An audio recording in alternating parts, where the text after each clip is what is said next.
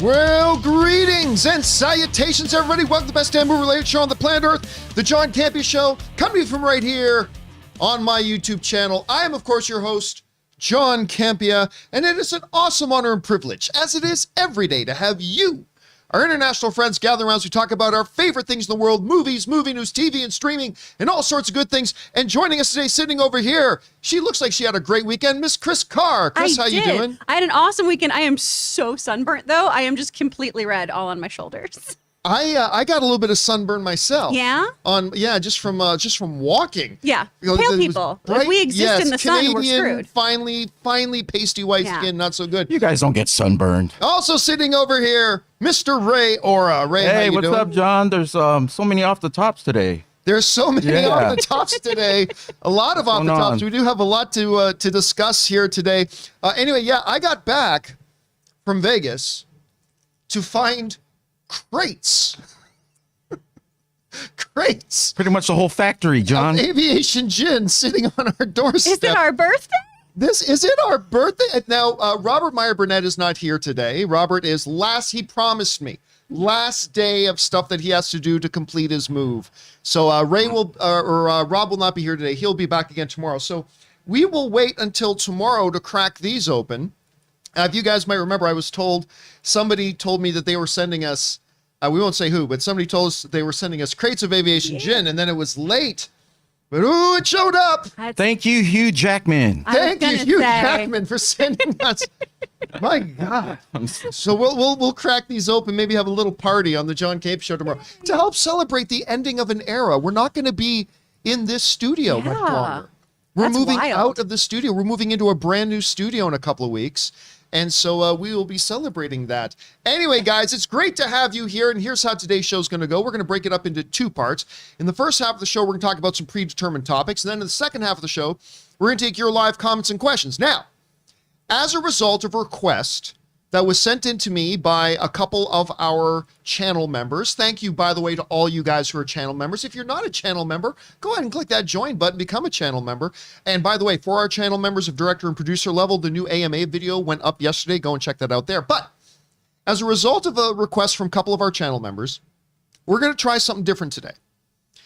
Normally, we open up the super chats right now, and then we leave them open for about 5 minutes because that's how long it takes to get filled up. But we are going to try today opening up the super chats once we get close to the end of the main topics. So once we get close to the end of the final main topic today, that's when we're going to open up super chats. So if you guys have a thought, opinion, observation, question about any of the topics we talked about or anything else, and you want to fire those in to be read off, you can send those in, but you're going to have to wait till near the end of the show when we open up the super chats for that. We're going to try it.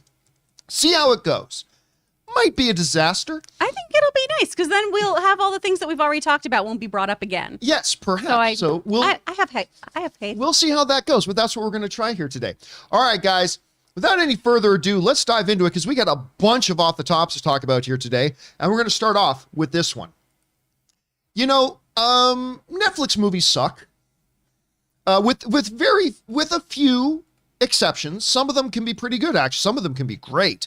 But I'd say about 90% of Netflix movies suck. One of the pleasant surprise movies, though, recently was The Adam Project. I loved it.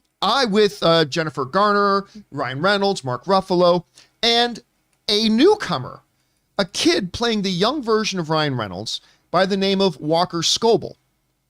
Not unrelated, we've all known for a while that Disney Plus announced that they are launching a Percy Jackson and the Olympians series coming to Disney Plus. Well, can you see where this is going? They've just announced who the lead is, our brand new Percy Jackson, and it is the Adam Project's Walker Scobell.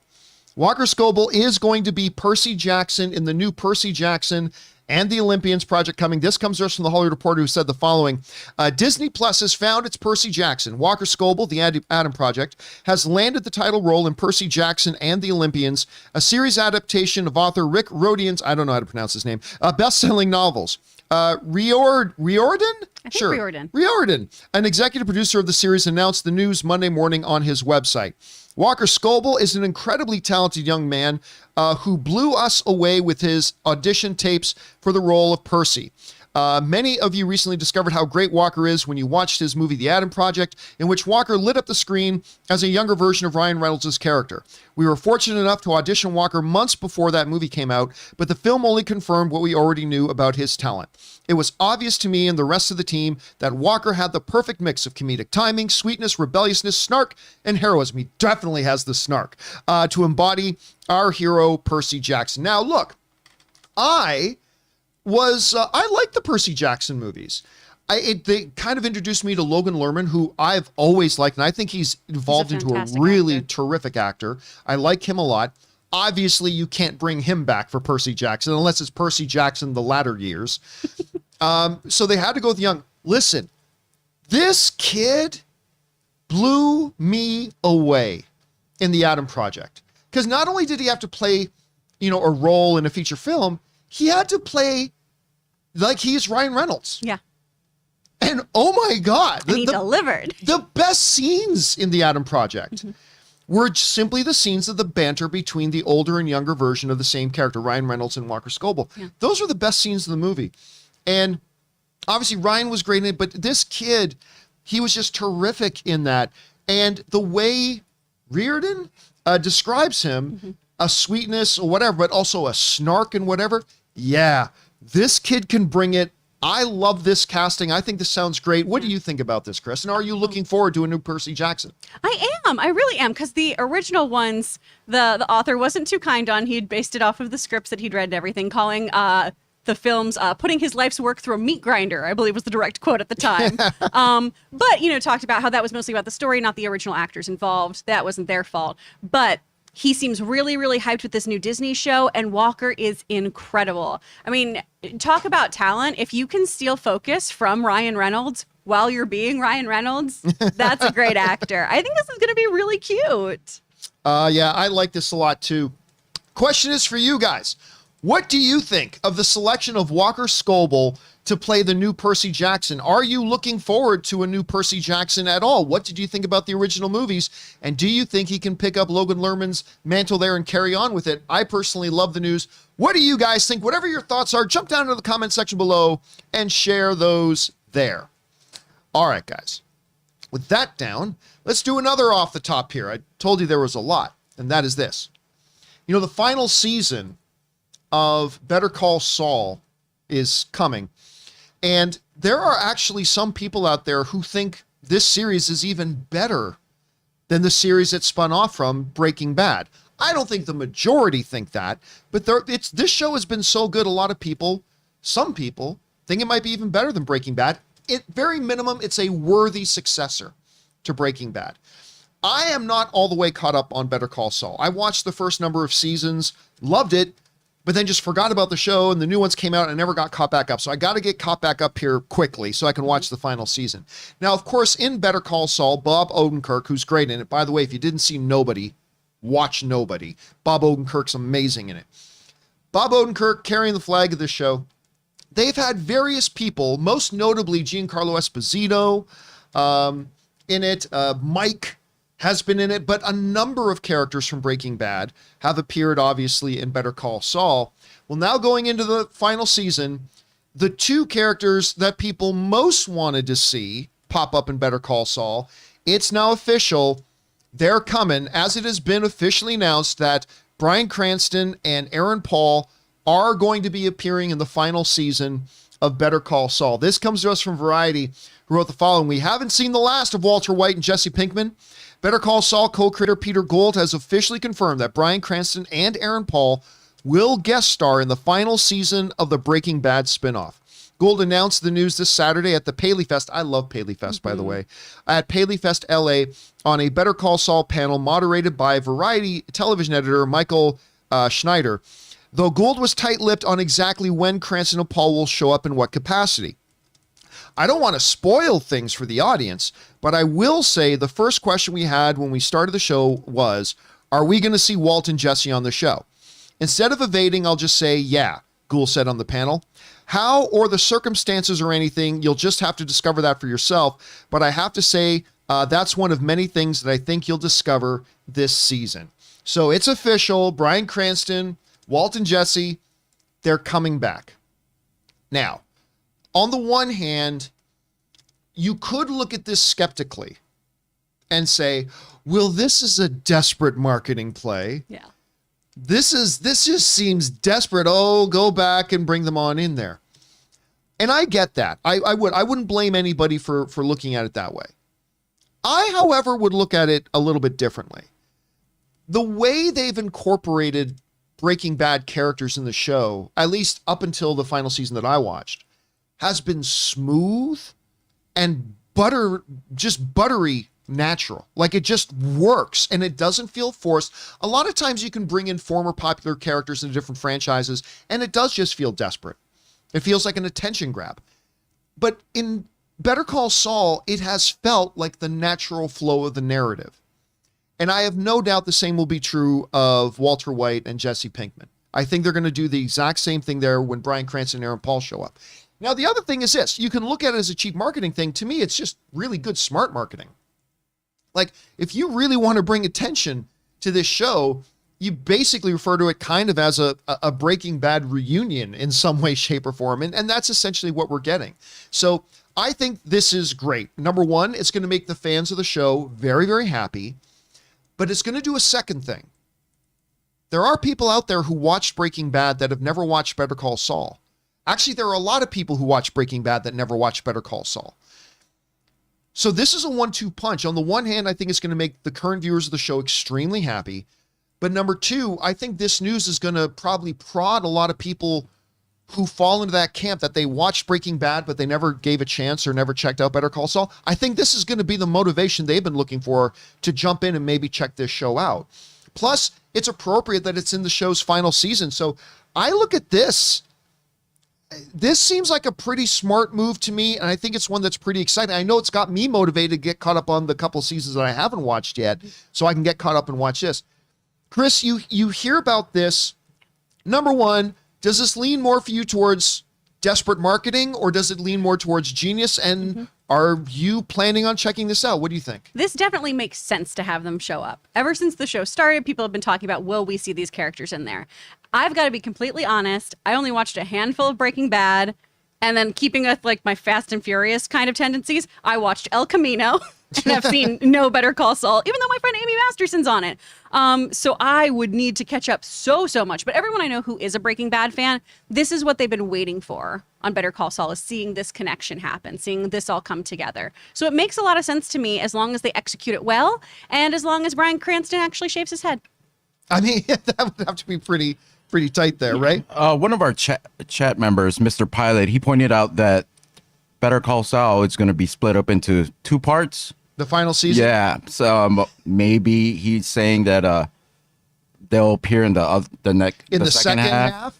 I don't think he's wrong. Yeah. Because didn't Breaking Bad itself, like guys in the live chat, correct, but didn't Breaking Bad do that as well? That's becoming popular. Like, didn't they take the final season and they put like 4 months in between them? Because we've seen other shows do that recently, right? We saw Lucifer did that. Ozark is doing that right now. So I don't think they're wrong. I think they're probably right. This will be split up and they'll come the second. What is it? Ray's photo. I finally just saw Rob's photo. Is that Rob Gunn Maverick? That's Rob, realizing how big of a problem it is and how much of a pain in the ass it is to move. Hey, man, I told him, dude, I just moved recently. It costs money. Hire movers. And hire packers. Yeah. You can hire people that will just come and pack your house for you. I said it costs a little bit, but the dollar value on your stress, and that's exactly what Rob is looking like today. I want to go back to the Better Call Saul story. Sure. Let's say they do appear in the second half.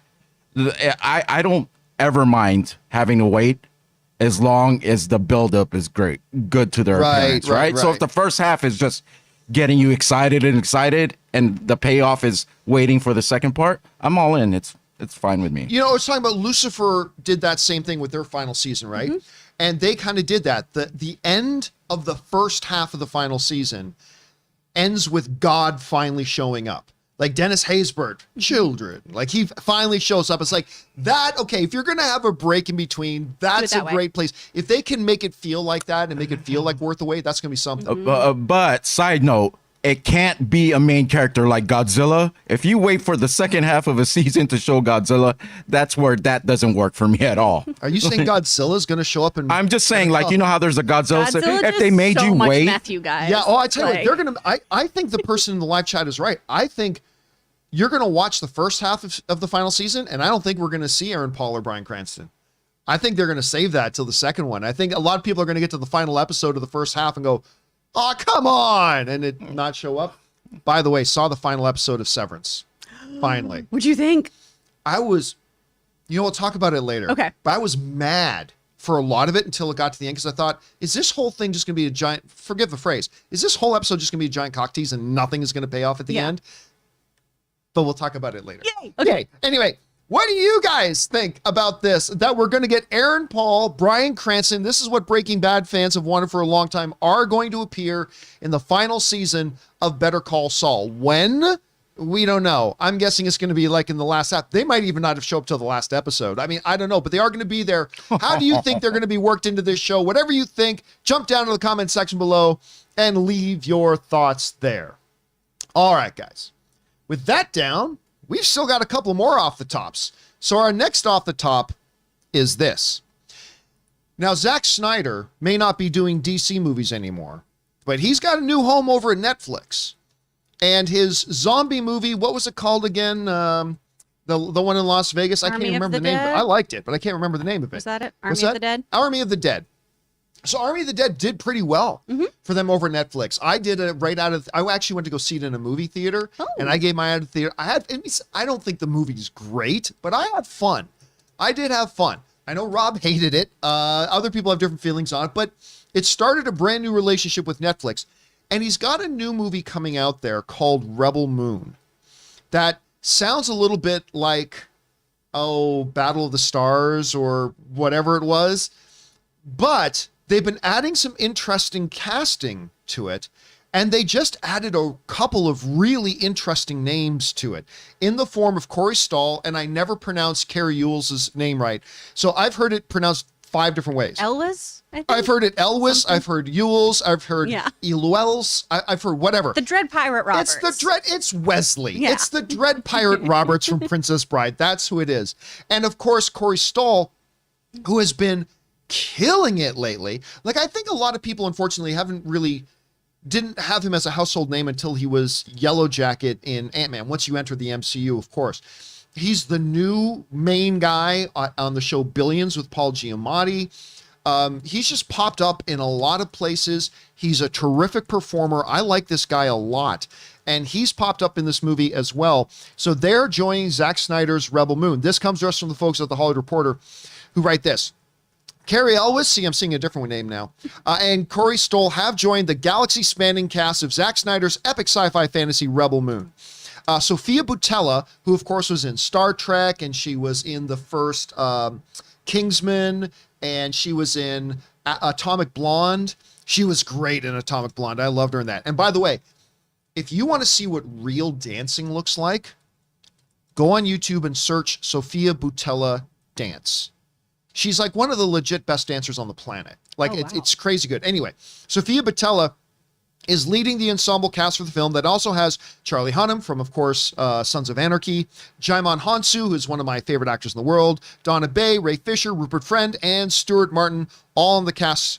Now, here's the basic idea of the movie for those of you who don't know anything about it. The story tells of a peaceful colony on the edge of the galaxy that is threatened by the armies of the tyrannical regent named Belisarius. Desperate, the colonists dispatch a young woman, Boutella, with a mysterious past, they always have a mysterious past, to seek out warriors from neighboring planets to help them make a stand. Now, of course, this is such an homage to the old samurai movies, to like Battle of the Stars, to like a lot of different stuff. This is a common Western motif too. Like just go to Three Amigos. I mean, the basic idea of the Three Amigos, right? The little village being threatened by things, they search for heroes and they end up with the Three Amigos. So not the most original idea in the world, but one I've never seen done in a setting quite like this, especially by a filmmaker like Zack Snyder. Already you got Charlie Hunnam of Sons of Anarchy on there. That obviously excites me. Getting Sofia Boutella in there. We haven't seen a lot from her lately, so I'm glad to see her pop back up again. That's going to be interesting. But I think this movie has some definite potential to it. Chris, you hear about this movie. What do you think about the sounds of it in general? Are you looking forward to it? And what do you think about the new cast additions? I mean, that plot does sound very sci-fi paint by numbers of just like, we're mad libbing it. We're plugging in all the things that you usually get in there. However, the cast here makes me very, very excited. I love Cary Elwes so much. I think he's so wonderful. Oh, I still have nightmares about Saul. I think he's incredible. And then everyone else in here is great. Mikhail Hussman, is that how you say his name? He's an incredible actor. Of course, was on Game of Thrones. He's done a lot of Netflix films since then, too. He was on The Flight Attendant most recently. I think he's a wonderful, wonderful performer. And yeah, I mean, Corey is just blowing up, as he should be. He's such an incredible actor. He brings such an intensity mixed with charm to his performances. I just think he's someone that everyone should know his name. I'm excited about it. Zack Snyder doesn't always deliver for me. Let's just, I think everyone in this room can say that as well. It's not always great, but I am cautiously optimistic. Yeah. With Corey, like we're already talked about a bunch of his projects. Mm-hmm. With Cary, he hasn't done a ton that I remember. Like, I remember he was in the #1 worst box office performance movie of all time called The Oogie Loves. I remember he was in that. But you look it up. Why, for a wide release film, it's the #1 biggest bomb in the history of Hollywood for a wide release. So it made the least amount of. I think its opening weekend on like a couple of thousand screens. I don't think it made $1 million. So yeah, it was something like that. Then the only other thing I really remember him from, other than Men in Tights, okay, so good. The difference between me and the other Robin Hoods is I can speak with a proper British accent. So Men in Tights. But then the only other thing I really remember him from was, what's the horror franchise? Not Scream. Saw. Saw. The first Saw one. I only saw the first Saw. I didn't need The to first see any Saw others. movie It's was horrible. that one. So it's pretty cool to see the Dread Pirate Roberts popping up in something like this. Oh, Ray's reading something else. I just can't stop looking at the screen of Rob. What is he saying right now? I'm really happy that the negotiations between Zack Snyder and the Moon worked out, and he was able to get that on board, because I'm all in. I don't need to hear nothing. Moon's in it. Let's do it. I don't think it's the actual Earth's moon. Oh. Yeah, I think it's a different faraway solar system moon. Moon's the moon, baby. That's all Ray needs. That's it. You got it. Moon's the moon, baby. Rice is rice. That's a joke, boy joke for anybody who doesn't know. No. Okay. What's next, John? Rob looks like he just regretted eating that last sausage with whipped cream on it or something like that. Or no, he's trying to remember something. He's right checking there. out his Dirk lightsaber. It's Madam Web. footage. Trying to remember Madam I Web. will say this, though. Like with Zack Snyder, there's only been one Zack Snyder film I've seen that I've legitimately not liked. Sucker Punch? Sucker Punch. Yeah. And it's too bad. Has he done anything that with space at all that you know of? Like With anything with the intergalactic Base. stuff? I mean, you're obviously a Man of Steel. No, That's Dark but Snyder. I'm talking about real space, like stars out there, not on Earth. I can't remember. I don't think he so. has. It'll be interesting to see what he does with this. Yeah. But some of the parts of the Army of what's it called? Army of of the Dead? Dead. I actually liked. As a whole, I actually liked the movie. But was fun. I mean, Here's the interesting comparison, too, with Army of the Dead, is that in that he had Dave Bautista, who really hadn't led a film before. He's a developing actor. Let's say that. I really like Dave a lot. Yeah. So it'll be and he did a pretty good job with him in there. I think it'll be interesting to see what he can do with Sofia Boutella, who had been great in smaller bit parts, but can she actually step up and be the lead of a film? We've never really seen her do that, not on a major project. So I'm going to be really curious to see how well she can fit in there. sometimes you just need that one shot. So Yeah. give it up to Zack at least for giving these people a chance to actually shine, like what he did with Cavill. That was a big. Oh, absolutely. That was a big role. Cavill, though. He was established, right? Well, no, he wasn't established, but he was like the #1 prospect draft pick for everybody because he was the runner-up to getting James Bond.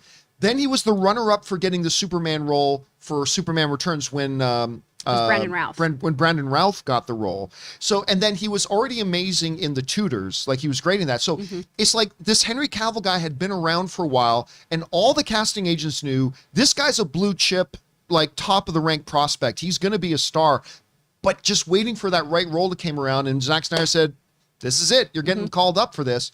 And it worked out great. Let's see if it can work out with Sophia Botello as well. Yeah. Anyway, guys, question is for you. What do you think about this casting here for the new Rebel Moon? I think it sounds pretty interesting. We'll see how it goes. Whatever you guys are thinking, jump down into the comment section below and let us know your thoughts. You know what? If you're starting to feel a little hungry, maybe you should think about signing up for the food subscription service, our friends at HelloFresh.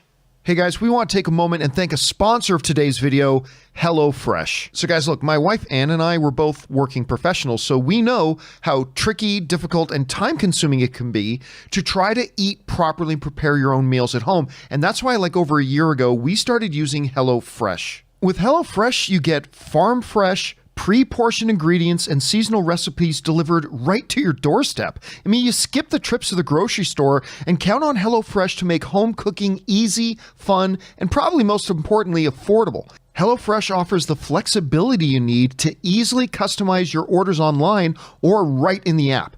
Easily change your delivery day, food preferences, and plan size, or skip a week whenever you need to. HelloFresh is 72% cheaper than a restaurant meal of the exact same quality, and you can save on average over $65 a month when you order HelloFresh instead of going grocery shopping. So guys, I'm telling you, whether you are single or have a family, you are going to love HelloFresh. So go to HelloFresh.com/Campea16 and use the promo code Campea16 for up to 16 free meals and 3 free gifts. That's again, HelloFresh.com/Campea16 and use that promo code Campea16 for up to 16 free meals and 3 free gifts. HelloFresh, America's #1 meal kit. And a special thank you to our friends at HelloFresh for sponsoring this episode of the John Campea Show. Make sure you guys remember to use that promo code Campea16 because by supporting our sponsors, you're actually supporting our show as well. So again, big thank you to HelloFresh for that. All right, guys, we've still got one more off the top to do, and that one is this. You know, probably my second favorite movie of the year so far. Like, my favorite movie of the year so far is Everything Everywhere All at Once, but my second favorite movie of the year that I absolutely adore is The Batman. I mean, this movie exceeded all my expectations. I was super happy with it. Maybe a little bit long. I think they could have tightened it up a little bit. But other than that, I thought it was fantastic. I cannot wait to see it again. Now, of course, the folks over at Warner Brothers, the former CEO of Warner Media, Jason Kilar, had mandated that The Batman was going to come out 46 days after its theatrical debut, which is kind of stupid because the movie is still making money at the box office. It's still making millions at the box office. It nearly made $7 million at the box office this week. But, you know, Jason Kilar is all about HBO Max, and he said, we're going to mandate it 46 days. Well, they've moved it. The Batman is no longer coming out 46 days after release.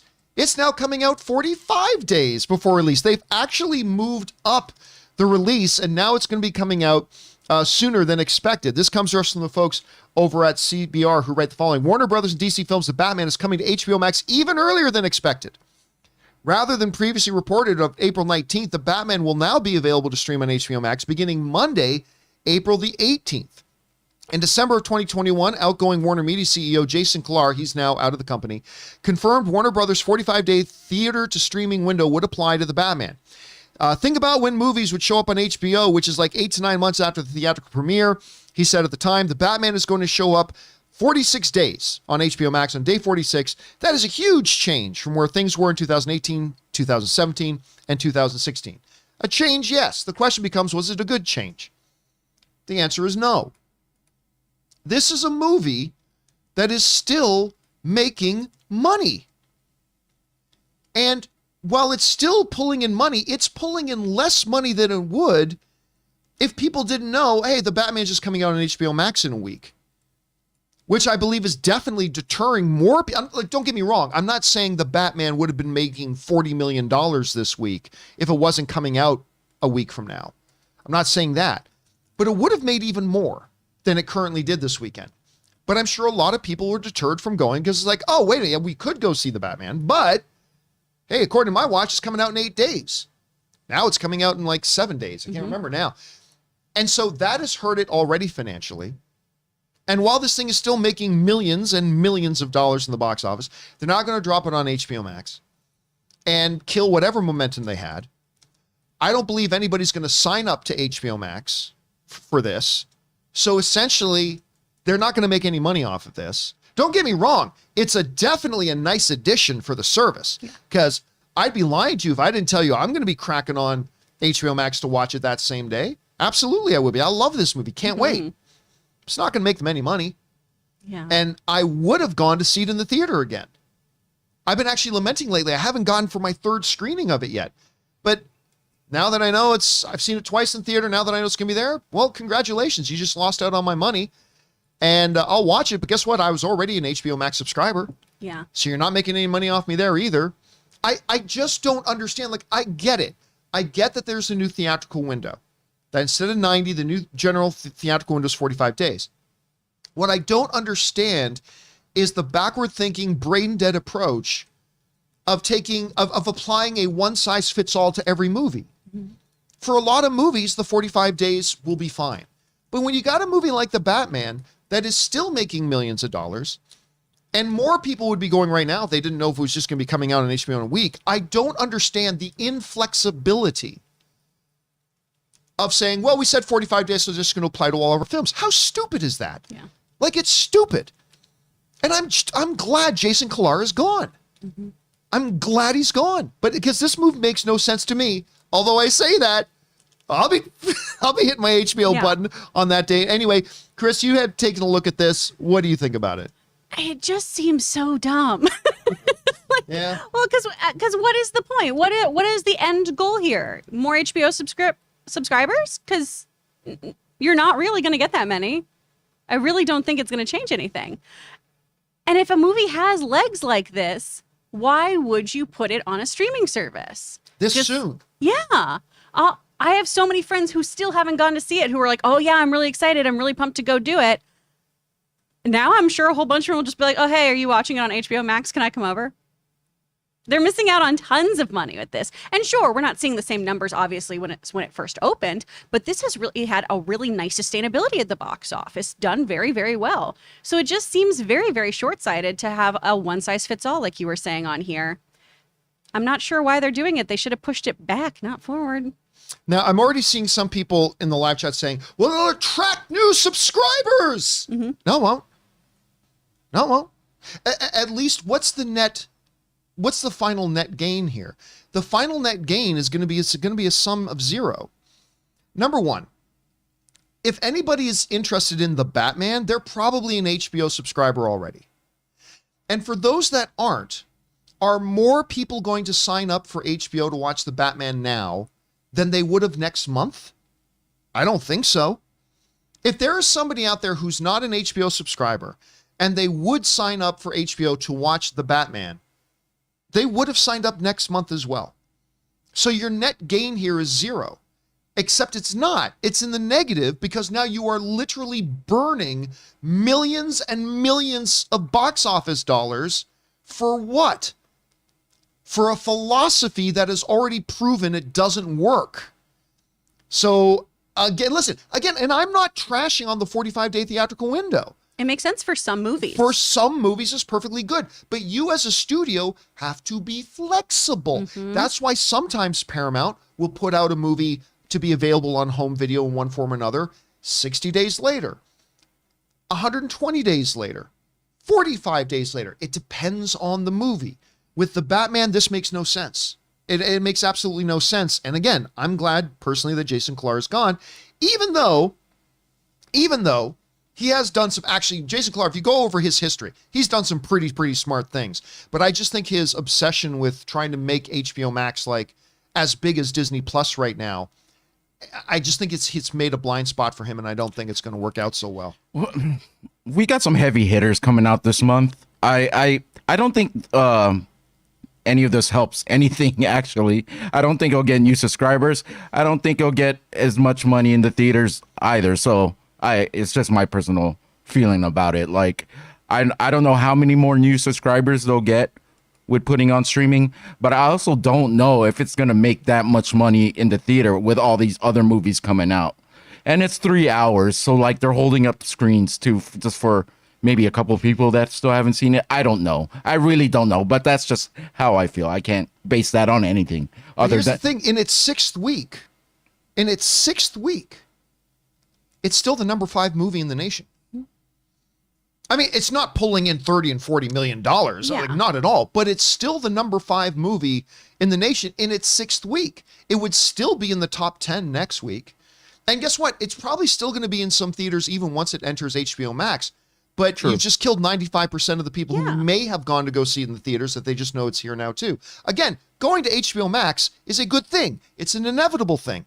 But you just got to be smart about when you do it. And I just don't see this making any sense right now. But I'll also point out that there's some people that no matter how excited for a movie they are, let's say, I'm just going to say, for example, maybe an older that can't sit 3 hours or even travel to the theater. Like, great for them that they get to watch it finally. Maybe they've been waiting to see it and can watch it from the comfort of their own home. I don't know. There's a lot of variables to this. Yeah. But they would have had the same experience in 3 weeks. True. They would have had the same experience. They just get to do it sooner, but they still would have had the experience. So, I mean, I just don't know what the approach is. It's going to be really interesting to see how David Zaslav, now that he's the boss over there, kind of influences things. And if we're going to start to see Warner Brothers movies start to have variation. Like you were saying, Chris, some movies, perfect to have it come out after 45 days. Some days not. Are they going to follow the Jason Kilar hard and fast 45, 46-day window period, or is David Zaslav going to implement an idea where they have to make it more flexible and see how things go? We'll have to wait and find out. Anyway, guys, the question is for you. What do you think about this? If you've been somebody who you've already seen the Batman a couple times in theaters and you weren't going to watch it again until it came out in streaming anyway, it's now coming out a little bit sooner than you thought. What do you guys think about this move? Jump down to the comment section below and leave your thoughts there. Okay, guys.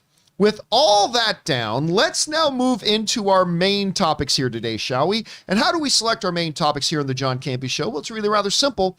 You see, you guys come up with them. Whenever you come across a big topic, issue, or story that you guys feel we need to cover as a main topic here on the show, just go anytime 24/7 over to www.thejohncampeashow.com/contact. Once you guys get there, you're going to see a form. Fill it out with your topic or question. It's absolutely free. Hit submit, and then maybe, just maybe, you might see your submission featured as a main topic here on the John Campea Show. With that down, Chris, what is our first main topic today? Topic number 1 comes from Square Buzz. Greetings, John and gang. Hope you had a wonderful weekend. I saw on Instagram that Vin Diesel announced that Brie Larson will join the cast of Fast 10. While I wasn't a fan of the last entry, the next one seems somewhat promising. As you say, John, it's never a mistake to hire talent. What's your take on this? Thanks, and bring on the filthy. All right, thanks for sending that in. Yeah, look, Fast 9. It reminds me of a bowel movement, but I won't go into the details of how. Not good. And I'm somebody who, although I was not big on Fast and the Furious 1, 2, and 3, I started to get on board with it with 4, and then I loved 5, loved 6, loved 7, liked 8. Ooh, and I was looking forward to 9. That was a helpful serving of slop. That movie just sucked.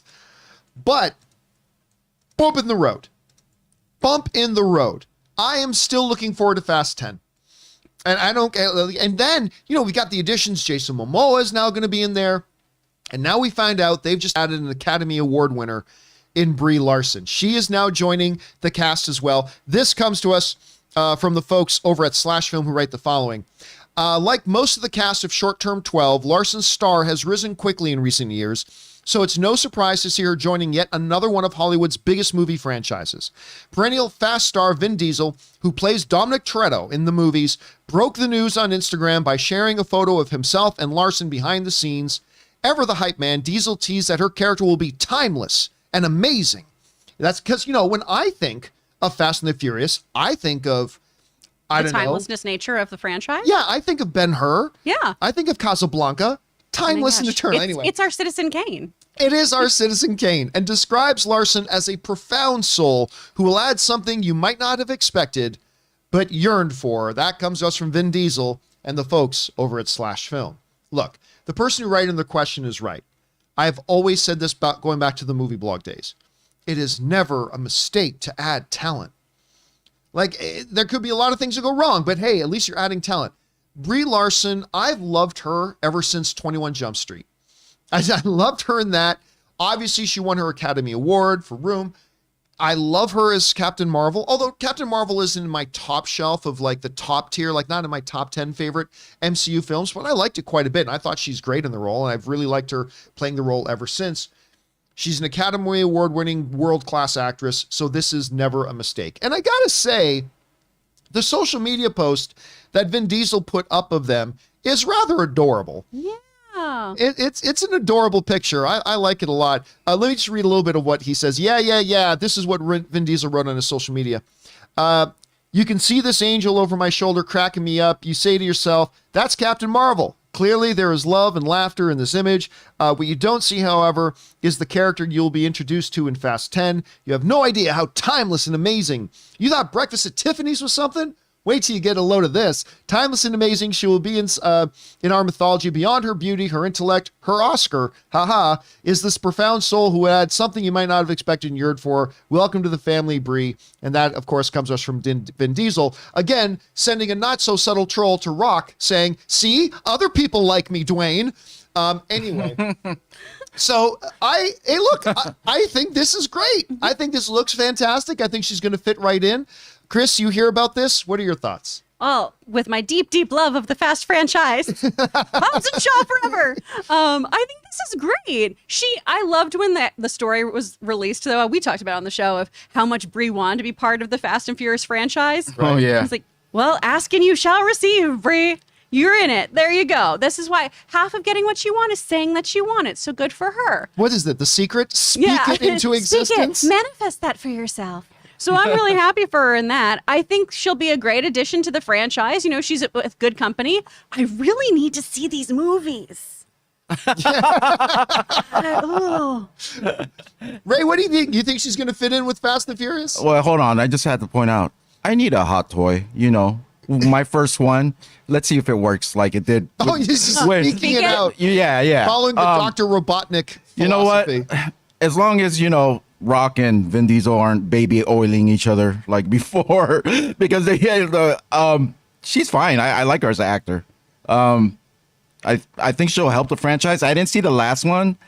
You're not missing anything. But I might actually. I'm scared. I might actually like it. It seemed like when you guys described it, whatever you said bad about it, I was like, that sounds pretty good.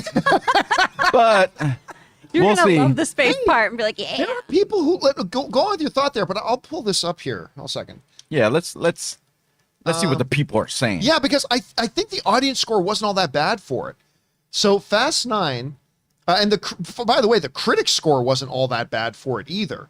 The critic score had a 59%, which is like about 58% way too high, in my opinion. But the audience score was like 82%. That's on HBO Max right now, right? I don't. If anything, I would think it would be on Peacock, because I think it's a Universal film. Yes. Oh, I could be okay. wrong about It's that. Universal, I'll because try that's to why it's find on it. the studio But tour. hey, no, listen, there are people who had fun at it. Definitely. Like I wanted to like it. I went on I had a streak of like 5, 6, 7, 8. I was on a 4 Fast and Furious film streak that I really liked the movies, and then it just, oh God, it was shit. The reason why I didn't want to watch it, or probably haven't watched it, is because The Rock wasn't in it, and that was one of the main pulls of keeping me with the franchise, just to see what they would do, because it seemed like I wanted the Dominic Toretto character and The Rock to actually throw blows one more time. Like I wanted it to lead to that, but you know, he's not in it. So I never had the urge to see it, but maybe I'll check it out. By the way, Sonic 2 has a great Vin Diesel, Dwayne Johnson joke in it. I'll just leave it up. If you've seen the movie, you already know what I'm talking about. But it's really good. Anyway, guys, question is for you. What do you think about this? We got not just Jason Momoa joining it now, not just Charlize Theron returning.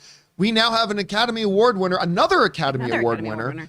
Joining it in Brie Larson. This is The Fast and the Furious franchise is now populated with Oscars. So much integrity. So much artistic integrity everywhere. I don't care. I'm looking forward to seeing it. What do you guys think about the edition? Jump on down to the conversation below and let us know your thoughts. And while you're typing out, that can be very exhausting. You need to rehydrate. That's what Liquid IV is here for. We want to take a minute and thank the sponsors of this video, Liquid IV. Now listen, just one stick of Liquid IV added to 16 ounces of water will hydrate you faster and more efficiently than just water alone. It contains 5 essential vitamins like B3, B5, B6, B12, and of course vitamin C with 3 times the electrolytes as traditional sports drinks. And what makes Liquid IV so effective is the science of cellular transport technology, or CTT. You see, it's designed to enhance rapid absorption of water and other key ingredients into your bloodstream faster and more efficiently. You know, Ann and I get up pretty early in the morning to go to the gym because we can't go to the gym at any other time during the day. And for the last couple of weeks, I have been drinking 1 full glass of water with Liquid IV. And all I can tell you is you can feel the difference during the workout. So go and grab Liquid IV in bulk nationwide at Costco, or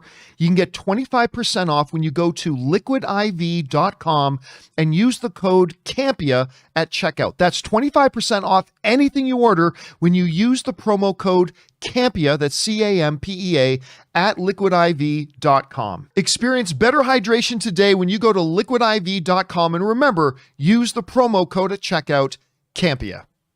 And thank you to the good folks at Liquid IV for sponsoring this episode of the John Campea Show. Go and find their link down in the description below. All right, guys, with that down, let's move on to main topic number 2, shall we? Chris, what is our second main topic today? This one comes from Clark, Washington. Happy Marvelous Monday, John Campea crew. In a sign of movie-going returning to normal, Sonic the Hedgehog 2 scored the biggest opening weekend for a video game movie. On the flip side, Ambulance scored the worst opening weekend of Michael Bay's career. And Morbius got a stake to the heart, suffering the biggest second weekend drop-off of a comic book movie, behind only Shaquille O'Neal's Steel. Yes. What are your thoughts on the overall box office? Shaq. Shaq holding on to that spot. All right, thanks for sending that in. Listen, we were expecting some big numbers from Sonic. They said like the bottom was probably going to be 50. That they expected anywhere from 65. It exceeded that, came in $71 million. Yeah. In still the pandemic recovery era, it well exceeded the opening weekend of the first Sonic movie, which I believe was $58 million. So this thing came out, which kind of proves that the audience had a great time at the first one. They've been looking forward to coming back. And sure enough, this thing came back $71 million at the box office this weekend. Absolutely incredible result for it. But there's some other interesting things here too on the box office chart. So coming in at number 1, you see here right now, $71 million. That's a big story. We're going to talk about that more in a second. But there are 2 other big stories here, as you mentioned. Number 1 is Morbius. Morbius, which had a fairly respectable opening weekend of near $40 million. It has suffered a cataclysmic second weekend drop-off. Now, generally speaking, you'd like to be comfortable. You'd like to see your drop-off from between 50 and 60%. Anything less than 50% is massively impressive. Anything over 60% gets pretty damn disappointing. I can't remember the last time I saw a weekend 1 to weekend 2 74% drop. I can't remember the last time. I mean, it's happened. It has happened. I'm saying I can't remember the last time it's happened. And for them to say that in the comic book genre, the only worst one is Shaquille O'Neal's Steel, that says a lot. Look, this tells us everything we need to know. People generally did not like it, even though the audience response to it was pretty good. Like the audience said, let me jump over here and pull up the audience rating for Morbius. It was not bad, right? It wasn't bad. It actually had a, 70%. But as we said last week when we talked about that viewer number, remember, the number doesn't always tell the entire story. It's not saying that 70% of the people loved it. It's not necessarily saying that 30% of the people hated it. But clearly, these people did not enjoy it enough to go back and watch it again. That's what I was going to say. They didn't like it enough to go back and watch it again. And more importantly than that, they didn't like it enough to not only go back and watch it again, but tell their friends, you got to come with me this time. Because one of the things I love doing with movies that I discover and watch is now inviting other friends to come back and watch the movie with me. And that clearly did not happen with Morbius. So 3 things happened. Number 1, people heard the negative word of mouth and they didn't want to go see it at all. So they certainly didn't come out for weekend 2. Number 2, the people who did go to see it were not impressed enough to come back and watch it again. And number 3, as an extension of that, by not going back to watch it again, they didn't tell other people they needed to go see it and come out and watch it. And number 4, you got people like me who's now wanting to wait for it to hit streaming. Yeah. I mean, that's the thing. When there's not enough enthusiasm there for something like this, it's going to hurt. So Morbius, this is... Now, listen, here's the funny thing. This thing could theoretically still break even. Because they only spent $25 or $75 million to make it, that means, and they only spent about $20 million marketing it. They should have marketed it more. But still, that means it really only needs to make about $150 to $160 million to break even. And as of right now, Morbius worldwide is sitting at $126 million. So it theoretically, and it's not a big stretch to think, as big of a toaster oven this thing is, it could still break even. You could pull it off. Theoretically. Whether it will, we'll see. We'll see if it doesn't. But that's not the only story. The other story, part of the story, is talking about Michael Bay's Ambulance. And we talked about this last week when the projections came out. And we said, there's a good chance Ambulance makes under $10 million. It made $8.7 million on 3,400 screens. Man. Now, there have been some people writing into me and asking me, does this show that action films can't make money at the box office anymore? No, it just shows what I've been saying the whole time. The movie looked like shit. I've been saying this since CinemaCon last year, and I'm a Michael Bay guy. But I came out of CinemaCon last year, like the meeting, once we saw the big previews, I said, this doesn't look good. This just looks like a mess. And I heard some other people say they like the trailers, and that's fine. I just thought the trailers, as a Michael Bay guy, I'm like, this just does not look good. You got some good stars in it, but it does not look good. And none of the trailers made it look appealing. And I'm sorry, at the end of the day, this movie is just one 2-hour car chase with zero narrative sense. I mean, zero narrative sense. There are so many things done in this movie that I was like slapping, like just palming, just going, oh my God, come on, do better. Do better than this. But as bad as the trailers looked, I would not have initially guessed it would have made under $10 million. But no, I don't think this is a sign. Look, Shang-Chi in the middle of the pandemic. Now, granted, the MCU name's attached to it, but this big actioneer kind of thing. Sonic the Hedgehog, which is a 700-year-old video game. I mean, it made $70 million. People like action. Yay! Oh, man. That's right. I got to... Applause for Sonic. The Sonic 2 movie, for some strange reason, has been in my head the whole weekend. Like I want to go see it again. I really want to. I don't know. I just really like the movie. I mean, it just brought so much happiness. Yeah. Just the crowd there, like seeing the fandom of like this small hedgehog was really great. I mean, and I haven't been in a public a movie theater watching it with the general public for a while for like an opening night, and it was really fun. Like the excitement of everybody from old people to kids. It was just a good time. Which, I mean, again, look, watching it at home, it'll still be a good movie. Yeah. It's not as good of a time as watching it in the movie theater with other people. I mean, that was part of it, right? Like when things would happen and the audience is cheering, and it's just a good, fun time of the movie. So I'll tell you what, I would have picked this thing to be coming around 65. 71 is a spectacular result for Sonic. Chris, you're seeing this. What are your thoughts? Number 1 on Sonic, Morbius, Ambulance. What are your take on this? I'm so happy about Sonic. It makes me so happy because I love these movies. And it's adorable. And I'm so glad other people are going out there.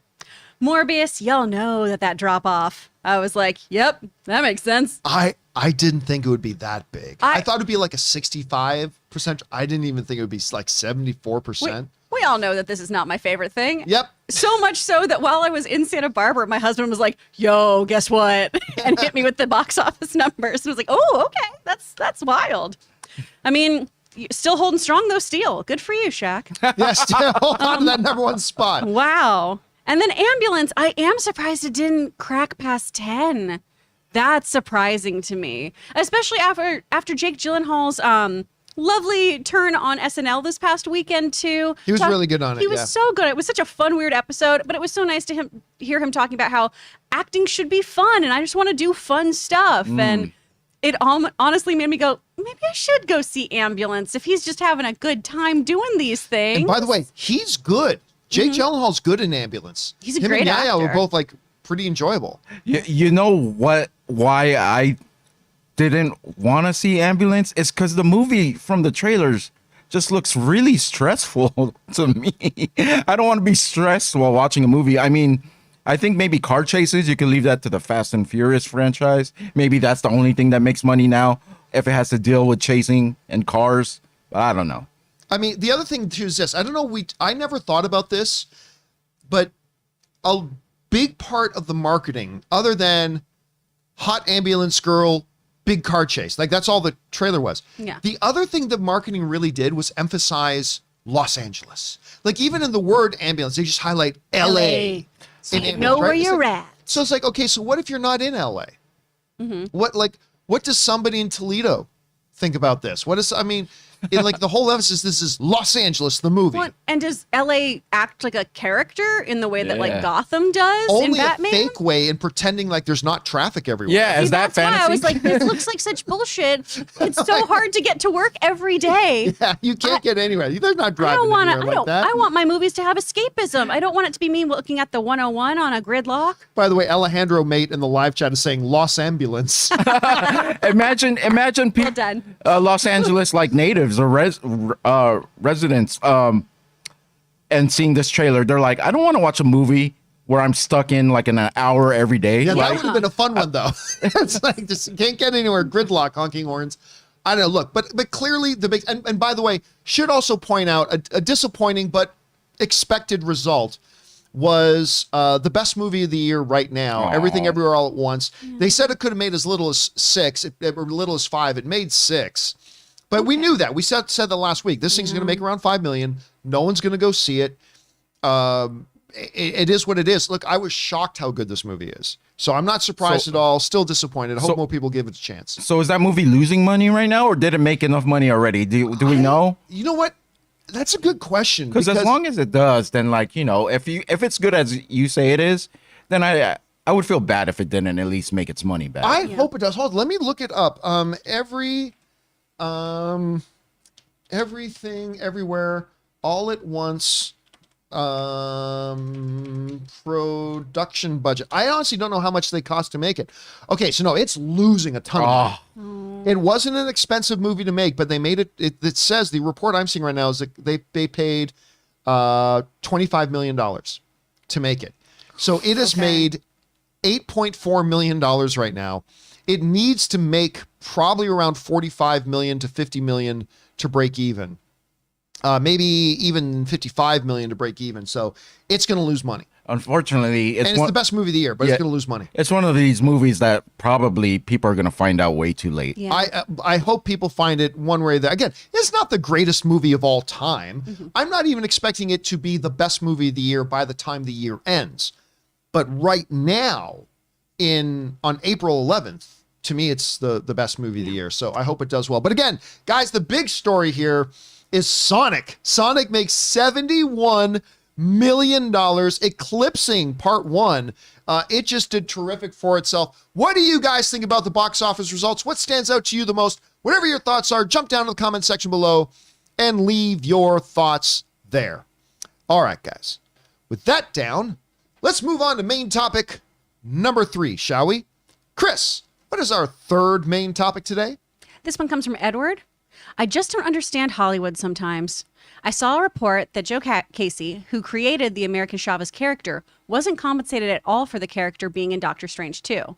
It looks like they offered him like $5,000, but he turned it down because he said it was an insult. This movie will probably make $1 billion. What gives? All right. Thanks a lot for saying that in, Edward. And this kind of continues a conversation we've been having on this show for a couple of years now, particularly like sometimes about some DC characters, but particularly surrounding Marvel and the MCU. And the whole question of why don't the creators of these characters get paid anything? Because it came out about a year and a half ago. I remember us talking about one property in particular where it's like, I think it was the Black Panther creator, I think. And like one of the creators got paid no money despite the fact that Black Panther made $1 billion and whatnot. Well, in this case, we have that the creator of the character, America Chavez, and of course, America Chavez is now in Doctor Strange 2. We see her prominently in the trailer as it's her and Strange kind of breaking through the various dimensions and going through things. And she's going to be a prominent character in this thing. That Joe Casey, who created the character, wrote that he was offered a pittance ahead of his character big screen's debut. Apparently he was offered like $5,000. That Marvel said, hey, we'll give you $5,000. And he said no. He said, that's an insult. This comes to us from the folks over at the Hollywood Reporter who write the following. For comic book writer Joe Casey, seeing Chavez soar to new heights is bittersweet. Casey is proud of his work on America Chavez and what she represents. Yet, like many comic book writers before him, Casey feels a tinge of regret watching his creation take off without him being meaningfully compensated for it. Casey has not received payment for America Chavez outside of the page rates he got paid when working for Marvel as a writer when he and artist Nick Dragotta introduced the character in 2011. Casey rejected what he describes as a pittance of an offer ahead of her Multiverse of Madness appearance. The fact is, Marvel owns America Chavez, he says. That's not in dispute on any level. But there are still systemic flaws in the way that creators are neither respected nor rewarded. And that came to us from the folks at the Hollywood Reporter. All right. This is interesting. But I'm going to say, again, something that I know is going to be completely unpopular. But it's what we said before, and I think it still applies here. Marvel is under no obligation to give Joe any additional money. They paid him to create this character. They paid for the work. And he got paid. And he says himself, to his credit, he says himself in here, it's like, Marvel owns it. No doubt. Marvel owns the character. It's theirs. They can do whatever they want with it. And as Robert Meyer Burnett often says in situations like this, he says, look, it's not called show friends, it's show business. You don't, another saying of his is, you don't get what you deserve, you get what you negotiate. And when he entered into a working relationship with Marvel, he signed a contract that at the time he felt was fair, that he would get paid X amount of dollars to do certain creative work, and that creative work would then belong to Marvel, and that's all he gets. And he thought that was a good deal at the time, and he signed it. The character now belongs to Marvel. It's theirs. And they are under no obligation to give any additional money to anybody else. It's not show friends, it's show business. Now, you can bring up the question about, well, considering that Doctor Strange 2, as the person who wrote in the email said, considering Doctor Strange 2 is probably going to make $1 billion at the box office, couldn't you throw the guy a bone? You can, but here's the problem. If you do, you create what we refer to as precedent.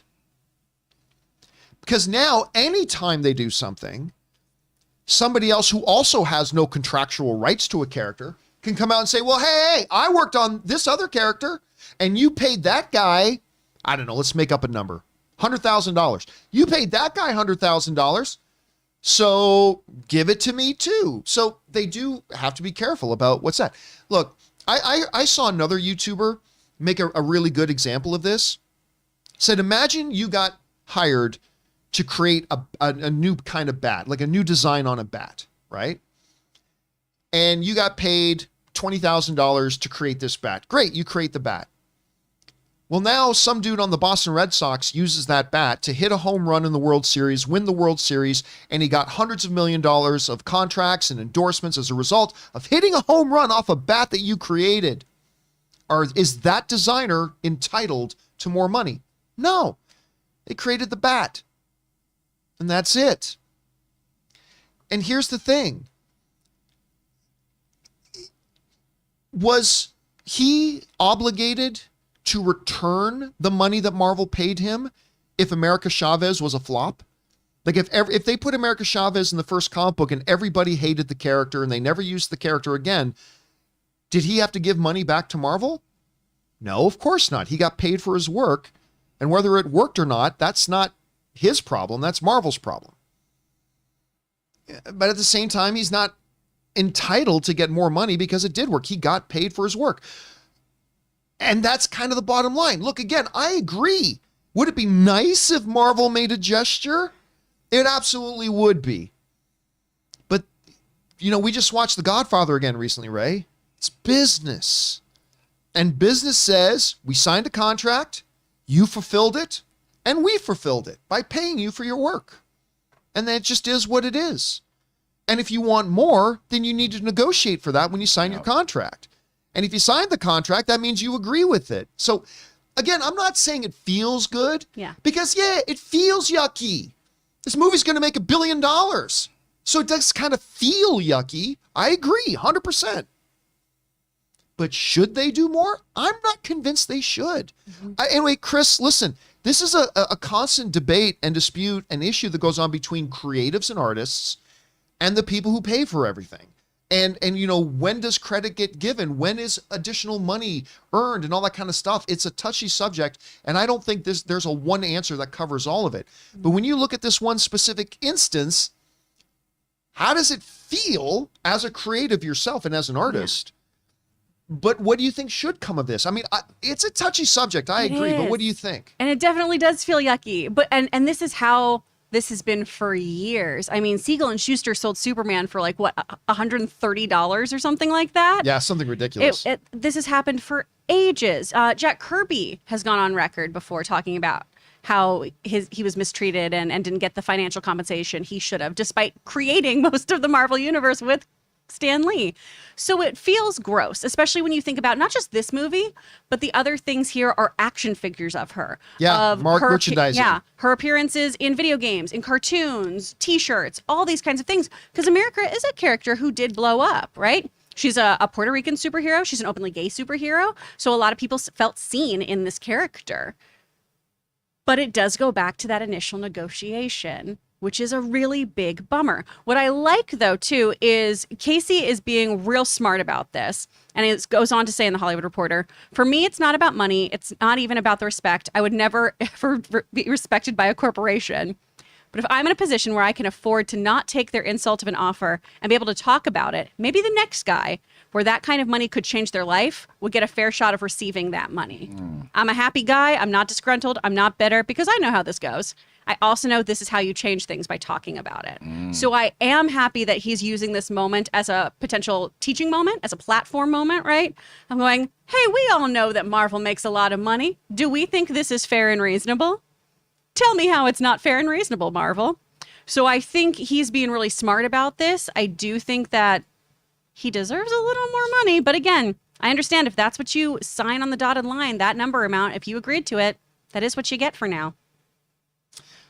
Yeah. Again, look, I just had somebody in the live chat say, to quote me, and it's true.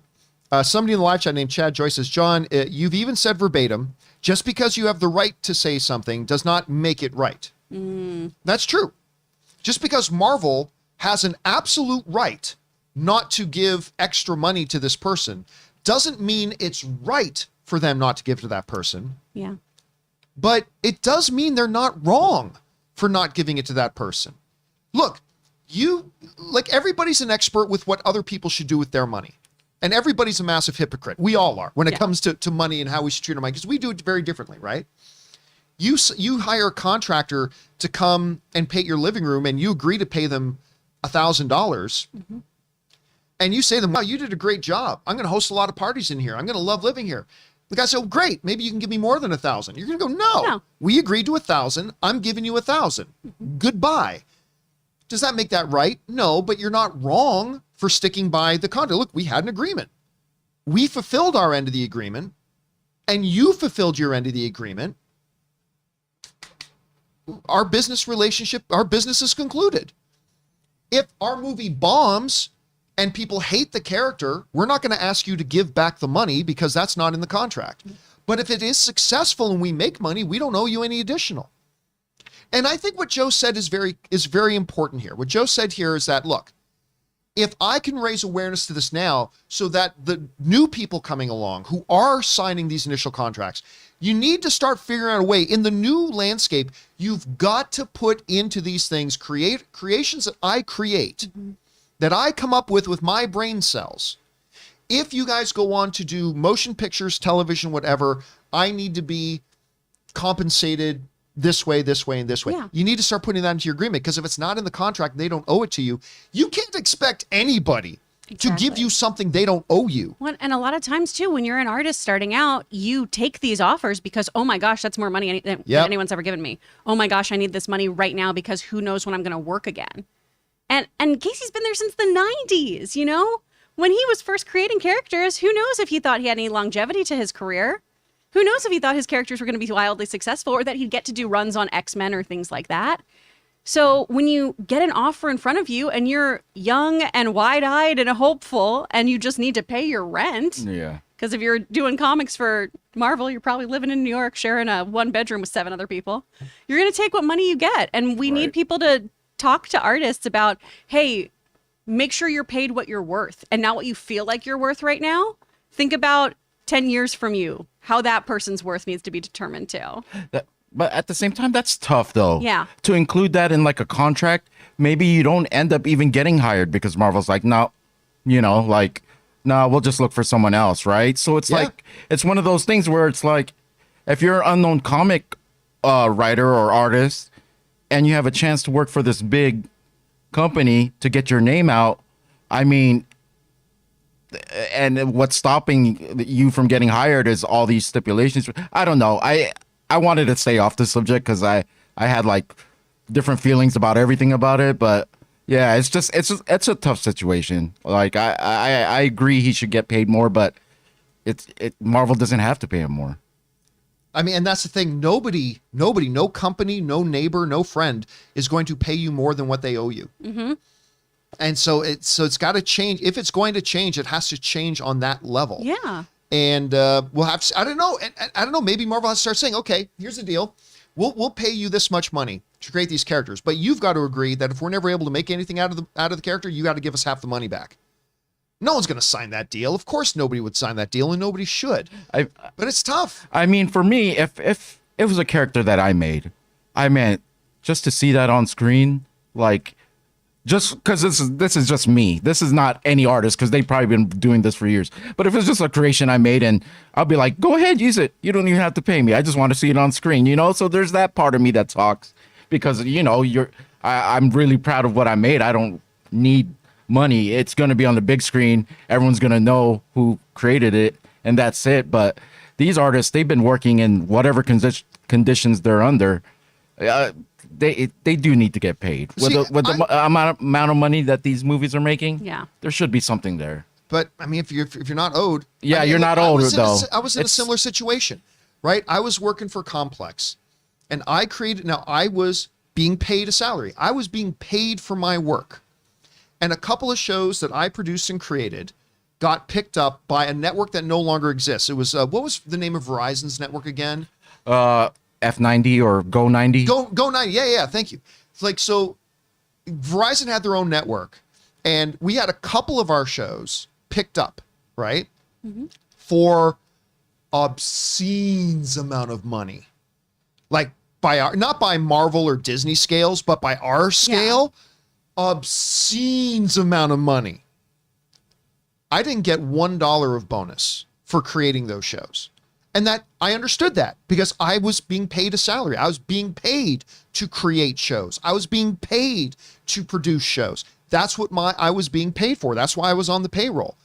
And when one of those shows got picked up by Go 90 and got like, there are other people involved, so I can't say the dollar number, but the obscene amount of money that Complex got for that show being picked up, I never got a single dollar of a bonus. Mm-hmm. But I understood that because hey, I'm just doing my job.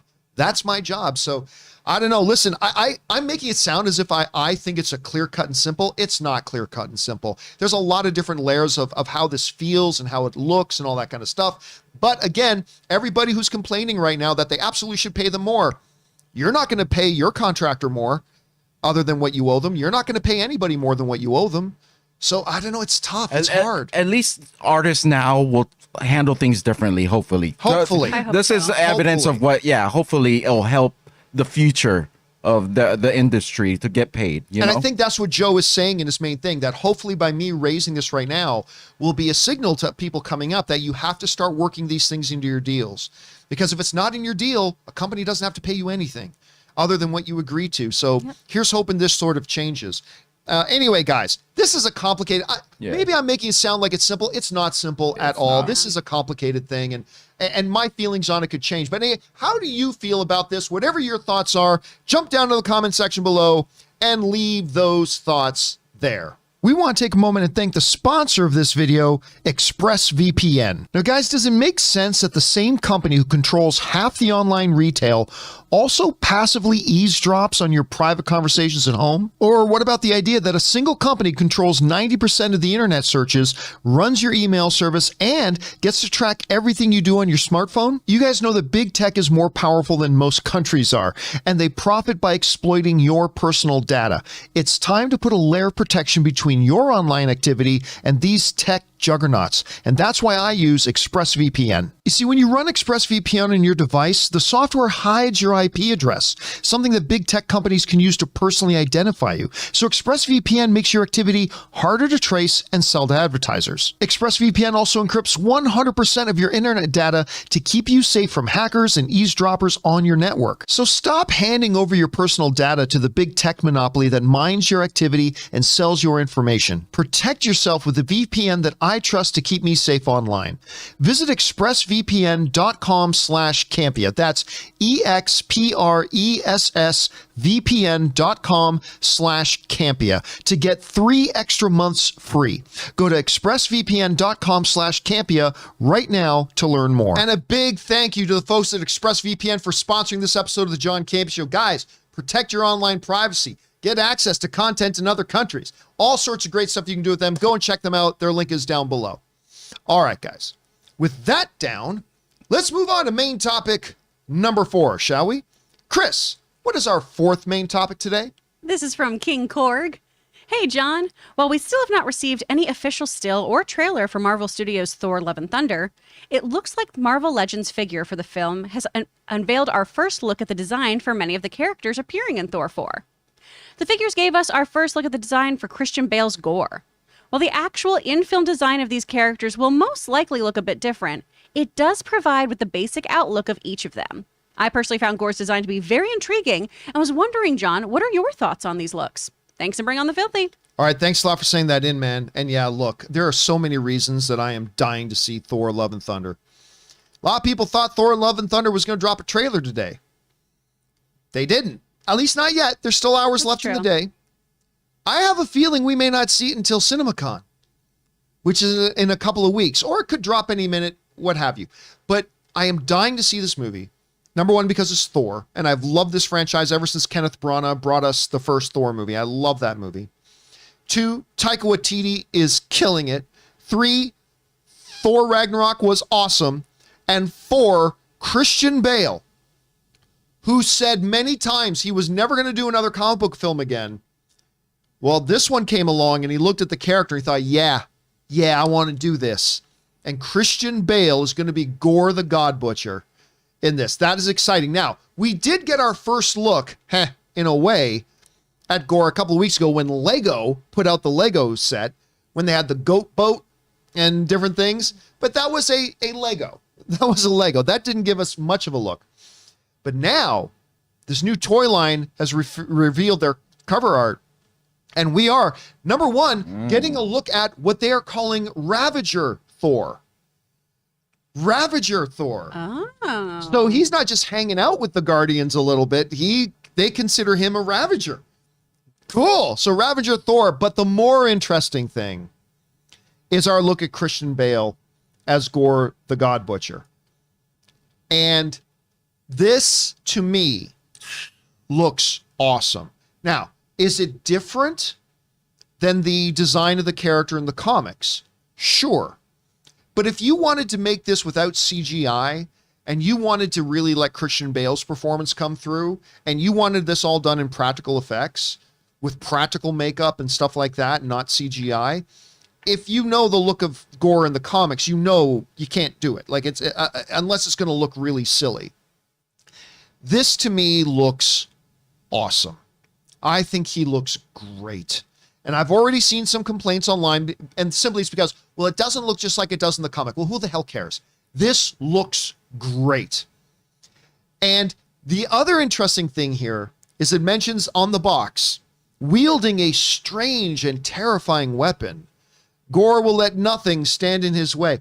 Will we believe that that strange and terrifying weapon, at least in the comic books, is the Necrosword? The Necrosword that comes from none other than Null, the symbiote god, who wield it's the World Cleaver. I mean, this makes Mjolnir look like a paperclip. This thing, right? Now, I do want to warn some people, though. I don't think this is going to be the Necrosword, because the MCU already calls the sword that Hela wielded in Thor Ragnarok as the Necrosword. So it might be a little bit different. It may not. Because a lot of people have been expecting that this is going to be the tie-in with the symbiotes and how Venom comes in and it's Null and all this kind of stuff. It may be, but it may not be, just because the MCU already calls the thing that Hela had the Necrosword. So maybe it'll be similar, maybe it'll be a little bit different, whatever. Either way, it's going to be cool as hell. It's going to be cool as hell. The Necrosword in the comic books actually at one point took over Galactus. Like the symbiote takes over Eddie Brock. It took over Galactus.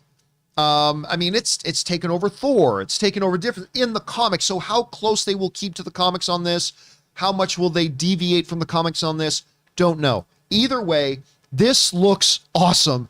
It's Christian Bale, Academy Award winner, one of the finest actors on the planet, who's going to be playing this character, and I am dying to see it. A character who has felt slighted and wronged by the gods, and decides that his mission now in life is to slay all the gods, which is obviously going to put him on a collision course at some point with the God of Thunder.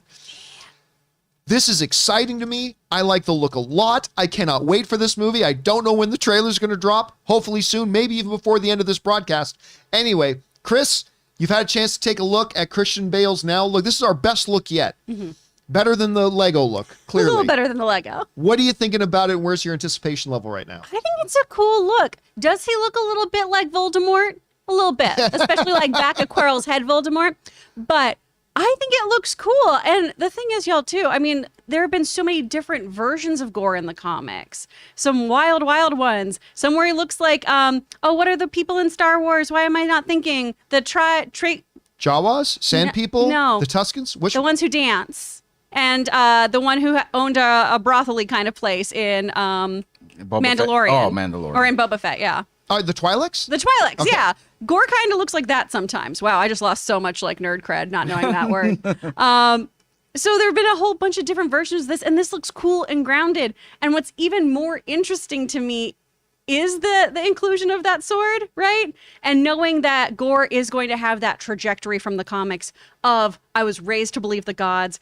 They have wronged me. My partner is dead. My children are dead. It is the gods' fault, and I should be baptized in their blood. Like, Woo! Gorr is a wild character. I love that line. And like, it's going to be so good to have that dynamic with Thor, who also has lost all of his family, and have him go up against this character being like, hey, we don't have it much easier as gods. I'm really, really excited about this. By the way, there's a good look right there on the screen of what they're calling Ravager Thor Nice. in his blue jeans and kind of like an 80s style vest. He's been taking fashion tips, obviously, from Star-Lord. Aw. This thing here. Ray, what are you thinking about it? You know, Trackside in the chat just pointed out, because I was like, when I was seeing Gorr, I was like, what does this remind me of? I was like, I couldn't figure it out, but Trackside pointed out the Prometheus. The engineers. The engineers. And for some reason, those things in that movie creep me out. Like, because they were so much bigger than you, and I just thought they would just destroy anything. But yeah, I actually don't mind the look. I don't know much of the character, and there's probably a lot of people on the same boat. So we're just going to get introduced to this character through the movie. So we'll have no attachment to any comic book it's from. So I probably won't have any complaints or have any, gripes with it. We'll just see how the character plays out. It looks like a if it's a foe, a villain, it looks formidable, and it looks like Jane has her work cut out for her. Yeah. By the way, I just want to point out, Aaron World Order pointed out in the live chat, true, you got to have a crossover movie of Gorr the God Butcher and Kratos the God Butcher from God of War. That would be a formidable team. By the way, I just want to point out another one of the designs that we saw here is the first more clear design of what Mighty Thor, which is going to be the Jane version of Thor. So Jane Foster's life is forever changed when she mysteriously comes into possession of the hammer Mjolnir and the power of the Mighty Thor. Obviously, you might be thinking, how's Mjolnir there? Well, look, that is a Mjolnir being held together by crazy glue. Mm-hmm. That is made from the reforged pieces of the original Mjolnir. So somehow, some way, that thing gets reforged, and now she's wielding that. So that's a pretty good look at that too. But again, for me, it's Gorr. This is all about Gorr and how great I think he looks and how badass Christian Bale is going to be in this role. He's going to kill this. I saw some set pictures of the movie, and Natalie Portman looks like she was getting she's getting jacked. Yeah. Like her arms look pretty. Yeah, I mean, I can't wait. I mean, I love Natalie Portman. I can't wait to see her portrayal of this character. All right. Anyway, guys, question is for you. What do you think about these new looks at Ravager Thor, of the Mighty Thor? But to me, the big one, and most importantly, is of Gorr the God Butcher. I personally love it. I cannot wait to see Christian Bale in this thing. What are you guys thinking about it? Whatever your thoughts are, jump on down to the comment section below and leave your thoughts there. Okay, guys. With that down, let's move on to main topic number 5, shall we? Chris, what is our 5th main topic today? Our 5th one comes from Greg's World. Greetings, everyone. At last, there is an end in sight of the seemingly never-ending circus that is Johnny Depp and Amber Heard's fiasco. With the trial starting today, how do you see things shaking out, and ultimately, what impact will there be on movies we watch depending on who wins? Thanks. All right, thanks a lot for saying that in, Greg. Finally, this damn Johnny Depp thing. Oh, and Ray's diving in already. We're going to talk about this shit. I'm going to drink. Yeah, we're going to talk about this stuff. I'll be on vacation for the next couple minutes. So finally, this Johnny Depp Amber Heard thing, we're at the beginning of the end of it. Thank God, thank goodness we can get this thing in our rear view mirror. But yes, the trial starts today. It's jury selection today by the end of the day, and then I believe opening arguments tomorrow. So this thing is now getting underway. How will this thing go? But more importantly, for our purposes, is how will this impact and affect the movies we do or do not see Johnny Depp, who in my estimation is not a good actor. He is a great actor. And Amber Heard, who I really enjoy seeing Amber Heard in movies. So how is this thing going to play out? And then ultimately, and more importantly for us, is how will this affect the movies we do and don't see? All right. So there is one thing that needs to be pointed out at the beginning of this thing. And that is Johnny Depp is probably going to lose this case. All right. I'm not saying he will. I'm not saying it's a guarantee. I'm not saying it's a slam dunk. But it is more likely and most likely that Johnny Depp is going to lose this case. And I'll explain the 2 main reasons why here in a second. That if Vegas was taking odds on this, the money would be on Amber Heard. Doesn't mean he can't have a shock. Doesn't mean there won't be a surprise. Doesn't mean Johnny Depp will lose. I'm just saying right now, the Vegas money is on Amber Heard probably winning this thing. And there's 2 particular reasons why. All right. So one of these I've kind of explained before, but we'll describe it a little bit more in detail here. So let's jump over here. We're going to talk about Johnny Depp's 2 biggest problems. Okay. These are the biggest problems that Johnny Depp is facing going into this lawsuit. Number 1, I've kind of explained before, is onus. And that basically means who has to prove their side. Okay? The best way I can describe this is this. If somebody says the onus is on you, that means you have to prove it. I don't. So Chris, let's say you and I decided to grab lunch one day, and then we're walking through the park on the way back, and we see a balloon fly out of a tree and off into the sky. And you say that was a red balloon later on. And I say, no, the balloon wasn't red. And you're saying, yes, it was red. And I'm saying, no, it's not. And let's say for whatever reason, you decide to sue me over that. Because, I don't know. It's a red balloon, damn it. Keep my balloon's name out of your mouth. So the question is, what's going to be very important in that case is, who has the onus of proof? Who has to prove it? Because if you have to prove the balloon was red, then our court case is going to be a lot tougher on you. Mm-hmm. If the onus was on me to prove it wasn't, then I've got the more difficult job.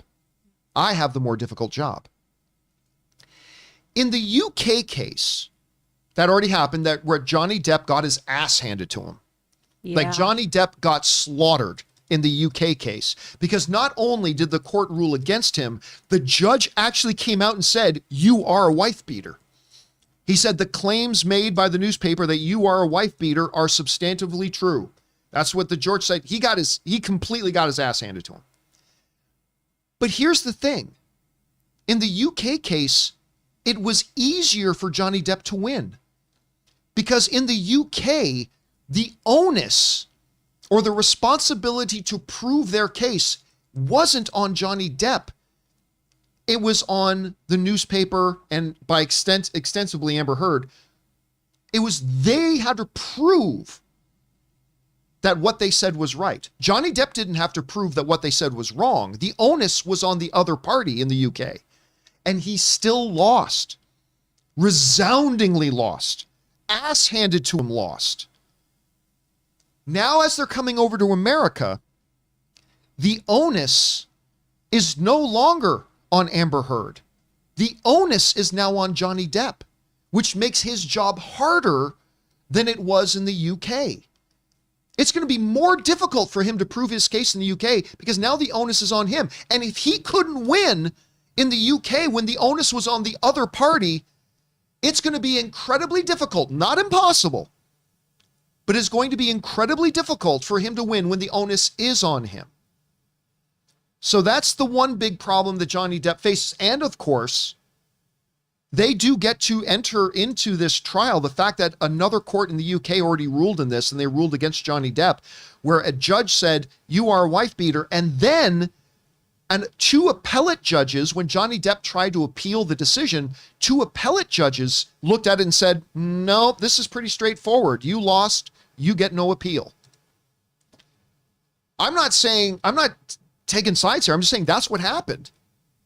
He got his ass handed to him in court, and then he got turned down for an appeal because the two appellate judges looked at the case and said, there's nothing to appeal here. You lost, and there's no grounds for an appeal.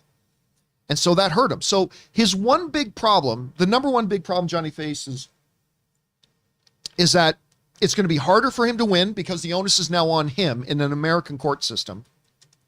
And kind of connected to that, they're going to get to introduce into this the fact that they are going to get to talk about the last trial and the fact that he's already been lost in another trial. So that's going to make it difficult. Not impossible, but difficult. Well, then there's another problem that he has, which is this anti-slap thing. Now, a slap, in this case, that's an acronym. It basically means strategic lawsuit against public participation. Basically, anti-slap means you can't sue somebody to try to shut them up from speaking publicly. Now, Johnny Depp,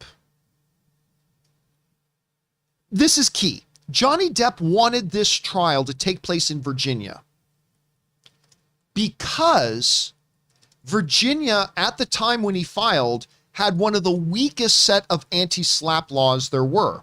Amber Heard tried to get the trial to take place in California because in California, they have very strict anti-slap rules. So Amber Heard wanted it held there.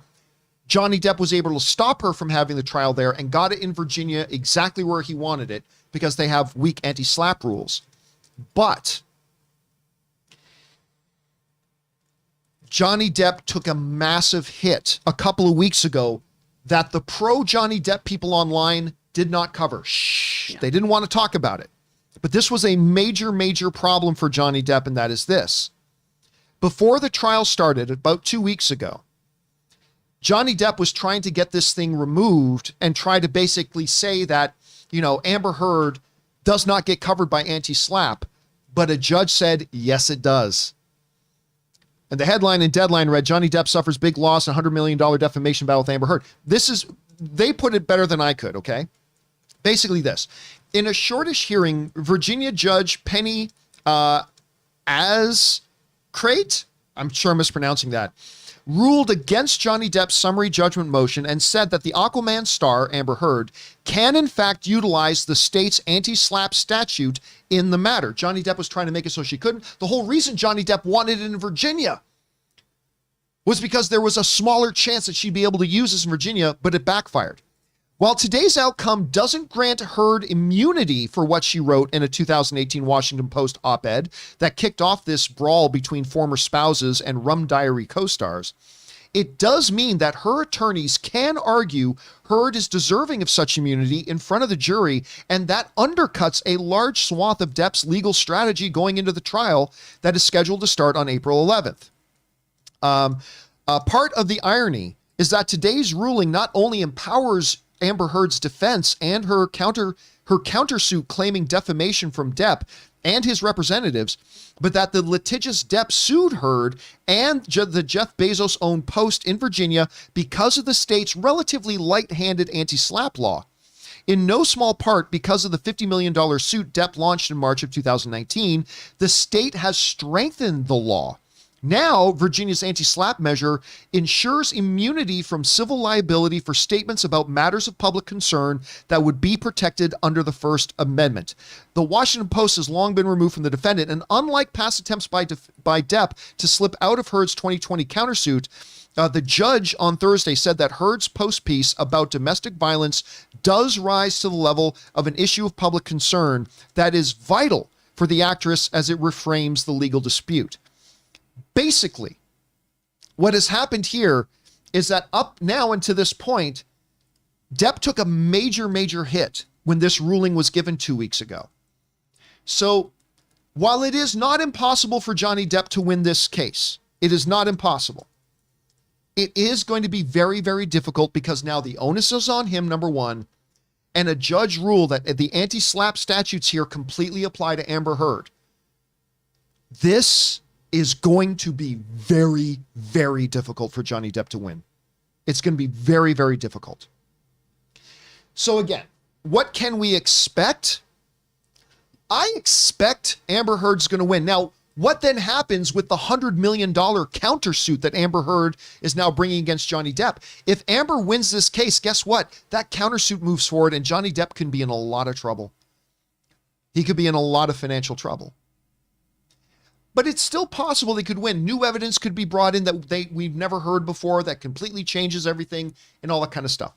But now maybe the bigger question now as it pertains to us here.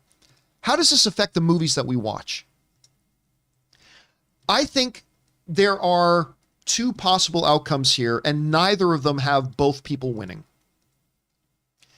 If Amber Heard loses this suit, she's done. I can tell you right now, she's done. Zack Snyder has stood behind her. Warner Brothers has stood behind her. Everybody involved with the Aquaman and all that position and Warner Brothers and all of them, they all stand behind her. But that is going to all disappear if Amber Heard loses this case. It will completely reframe how people look at her, how the wider public look at her. And if she loses, her career's done.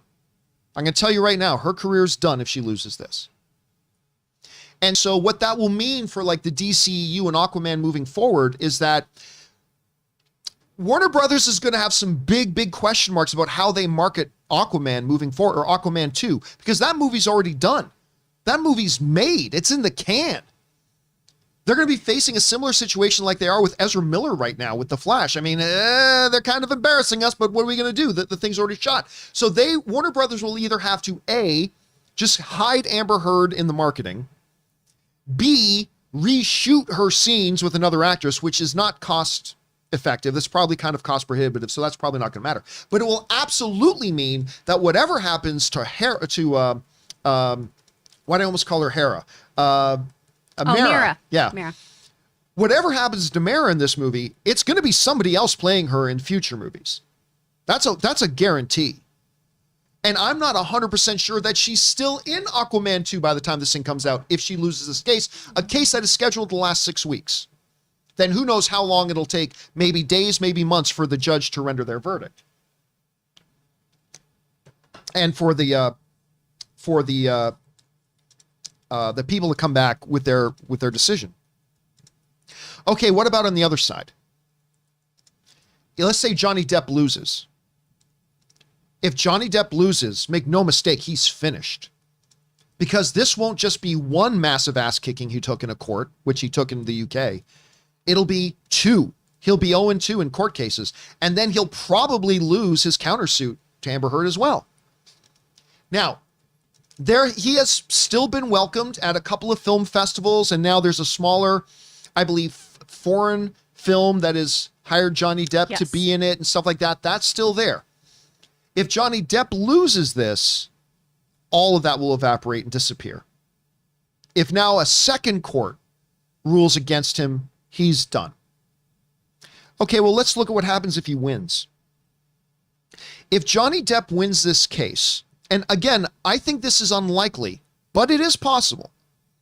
If Johnny Depp wins this case, I do not think we see him back in Pirates of the Caribbean. I think Warner Brothers is done with him. Warner Brothers is done. So you're not going to see him back in Fantastic Beasts. Mads Mikkelsen was a better Grindelwald anyway, even though I thought Johnny Depp was great as Grindelwald. I really do. I thought Mads Mikkelsen was even better. But you're not going to see him pop back up there, and they're not going to put him back in Pirates of the Caribbean. But I think if Johnny Depp wins this case, I think there will be a couple of studios that'll be willing to roll the dice on him.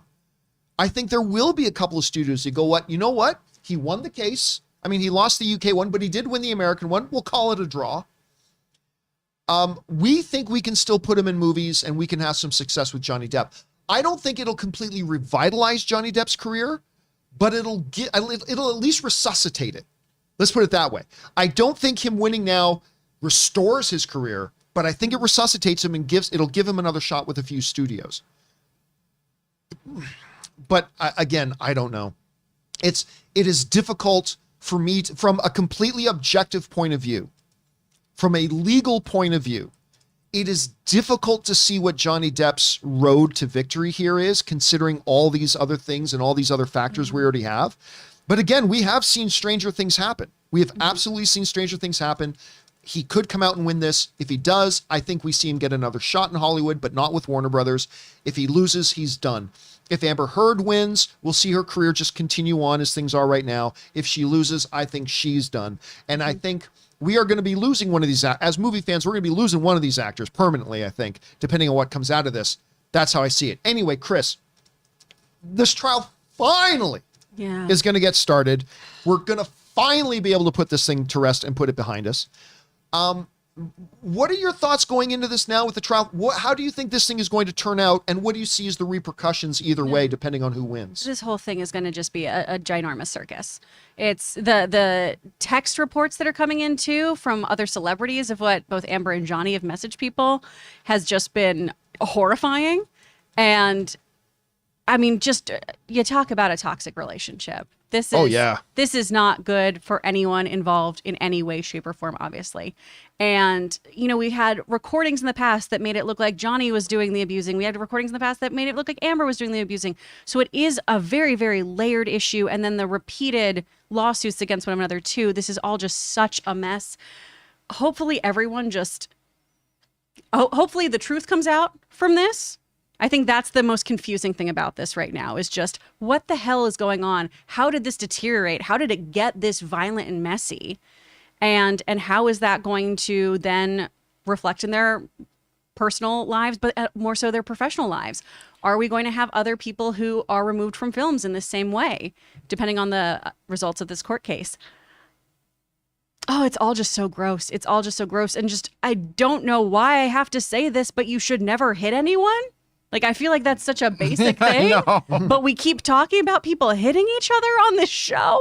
What is happening? I think I smell like a Hulu series coming out in the near future. I mean, these situations suck, but you know that's going to happen. Someone's going to do it. I mean, if it's something that everyone's paying attention to, and if it's big enough, they're gonna make a series about it, and then we're gonna have like this weird idea after watching it what really happened. But who knows? Yeah, I don't know any of them. I don't know what really happened. I mean, that's the one thing nobody wants to admit to. Like, whether you are an Amber Heard supporter, a Johnny Depp supporter, nobody wants to admit you don't actually know what happened because you weren't actually there. We weren't in the room. That's why we got to rely on these trials to play out, let the system play out, see what happens. The text did make me just like go, oh my God, these are horrifying. You're talking about the ones with Paul Bettany? Yeah. Oh, I mean, those are terrifying. They're horrifying. But there's a lot of different stuff that was terrifying from. But with this situation, and even the Will Smith situation, I hate to bring it up, it's all just like, as in people's view on Hollywood in itself. It's like a real black eye for Hollywood, just because these are actors that could possibly been looked up to by a lot of people, and then like seeing their personal lives unfold like this, it leaves a bad taste in people's mouths. I don't know. And hopefully the takeaway for regular people then is like, don't stay with your abuser. It's hard for anyone. I mean, Kim Kardashian, Amber Heard, however you are looking at this, it's hard to leave a violent relationship. Well, I mean, just don't be in a relationship if it's a bad relationship. Yeah. Like for either side. Like if you're just in a bad relationship, just get out of it. I know. I think that can be easier said than done. Obviously, these two people got divorced and everything, but. And thank you, Microsoft, Sony, Nintendo, for giving people an out. Like, have an Xbox, PlayStation is way better than being in a relationship that makes you unhappy. Play a round of Mario Kart and sort your shit. You don't know. But look, yeah. Here's the other thing too. I am going to be curious to see, because everybody's like this, but film fans in particular, we tend to pick a side and draw lines in it, and no matter what evidence, proof, logic gets presented to us, we go, nope, I still believe what I believe, la, la, la, la, la. I mean, that's what we do, right? So it's going to be kind of interesting to me to see what happens with the people like who are ardent defenders of Amber Heard here. What do they say if this court resoundingly comes back and says, yeah, you are guilty of libel and you are guilty of this, and Johnny Depp wins resoundingly? It's going to be interesting to see how the people who are ardent, hardcore supporters of Amber Heard here respond to that. It's the opposite is true as well. It's going to be interesting to see the hardcore I stand with Johnny people are going to be if, again, another court comes back and says, no, Johnny, you lose. Like, are they still going to blindly support him? Or if Amber loses, will they still blindly support her? I just don't know how that's all going to shake. You know what's funny? If there is sides like Johnny supporters, Amber Heard supporters, both sides could probably agree that both of them should have been with each other in the first place. Well, despite what side you're on. I mean, and there are literal supporters like outside of the courthouse with signs taking a side. But like idiotic people who weren't there and don't know either side. I don't care if you're on Amber's side or Johnny's side. You don't know. You weren't there. So everybody just let this play out. And what's sad to think about is this is just a mainstream Hollywood couple. There's a ton of trials that are going on with people that are just like this, having like this stuff going on, which is kind of sad because we only see this big one, but there's tons of these going on right now. Well, it's going to be interesting to see what happens here. Again, I will be, it is not impossible. Crazier things have happened. Johnny Depp could possibly win this. It's just going to be very, very difficult. They don't have children, do they? I don't know about their life. They don't have any kids, which would make things really, really awful. Okay. But it's going to be difficult for Johnny Depp to win this. And if he loses, I think he's done. If Amber Heard loses, I think she's done. Either way, it's going to be nothing but something awful for people is going to come out of this. So, but at least it's almost in our rear view mirror, and we won't have to hear about it too much longer. Anyway, guys, the question is for you. What do you think about this? What kind of impact do you think we're going to see on our movies going forward? Could we start seeing Johnny Depp in movies again? Are we going to see Amber Heard go on as Mara and have other roles as well? Or is she done? Or is he done? Depending on how it shakes out. Who do you think is actually going to win? Not who do you think is going to win. Not who do you want to win, but who do you actually think is going to win? And what do you think the implications are going to be on us film fans and the movies we get to see in the future? Whatever you guys think, jump down to the comment section below and let us know your thoughts.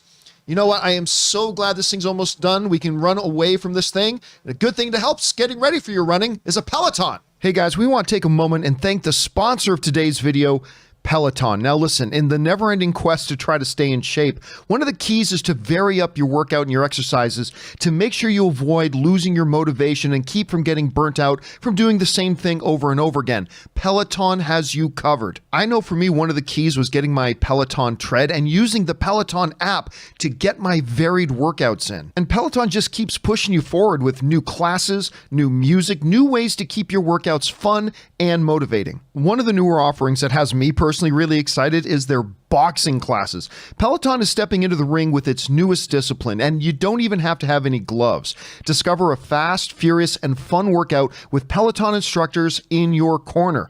Even if you've never boxed before, these classes will have you working up a sweat while working on the fundamentals of form, footwork, and fun combos that will keep you on your toes. Peloton has a workout for every day and every kind of schedule. So guys, right now, visit onepeloton.com to learn more. That's onepeloton.com.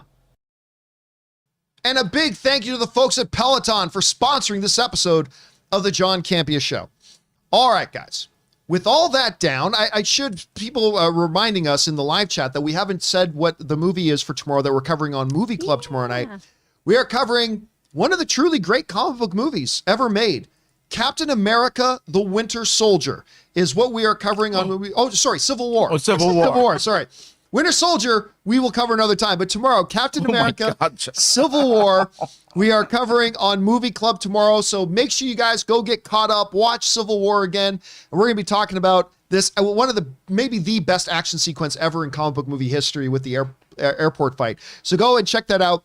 As well. Also, guys, just so you know, we have opened the Super Chat feature, so we're going to start taking your Super Chats right now. So we've got our first one just came in from, I think, J Master. Oh, but you don't have that on your list. It hasn't popped up in your list yet. It should pop up any second now. I have a $5 from Savage McFilthy. Okay, let's see. Okay, if you refresh the page, it should pop up there. Okay, there we go. Okay, let's get over here. Let's see what people are saying. All right, from J Master, one of two. Hey, John, during the weekend on Saturday, really sad news hit the NFL. Pittsburgh Steelers quarterback and first-round draft pick in 2019, Dwayne Haskins. And part 2 hasn't come through yet. Okay. Yeah, so for anybody who did not, this is very sad. A young, super good prospect. You got part 2 there? Yeah, they were struck by a garbage truck and passed away on the scene. He's practicing with his teammates in South Florida, had a long career ahead in the NFL. Oh, that's horrible. Right now, the police still don't know why he was crossing a highway on foot. He was apparently crossing a highway on foot and he got hit by a truck. They're investigating it. We don't know all the ins and outs or all the details yet, but incredible tragedy. This guy was on the Steelers. He had an incredible college career. He hadn't quite broken through in the NFL yet, but he was poised to do great things, and he was only 24 years old. Just got married last year, too. Oh, that's awful. Yeah, terribly, terribly sad to hear. All right, what's next? From Andy, J-Lo got engaged over the weekend. Yay! And all I could think was that we just saw this movie 2 months ago. I'm just waiting for her to marry some rando now. Somebody put up a meme, and I could be wrong about this, but somebody put up a meme of J-Lo with all the people she's been engaged to. And it says she's almost got as many rings as Tom Brady now. Oh, no. I'm not trying to slam on J-Lo. Wow. I'm not trying to slam on J-Lo. I'm just saying. Somebody put that up. It's like, yeah, so we're getting the Bennifer. 20 years later. Yeah, many years later. If only she would hit the bottom branches where I'm at, you know?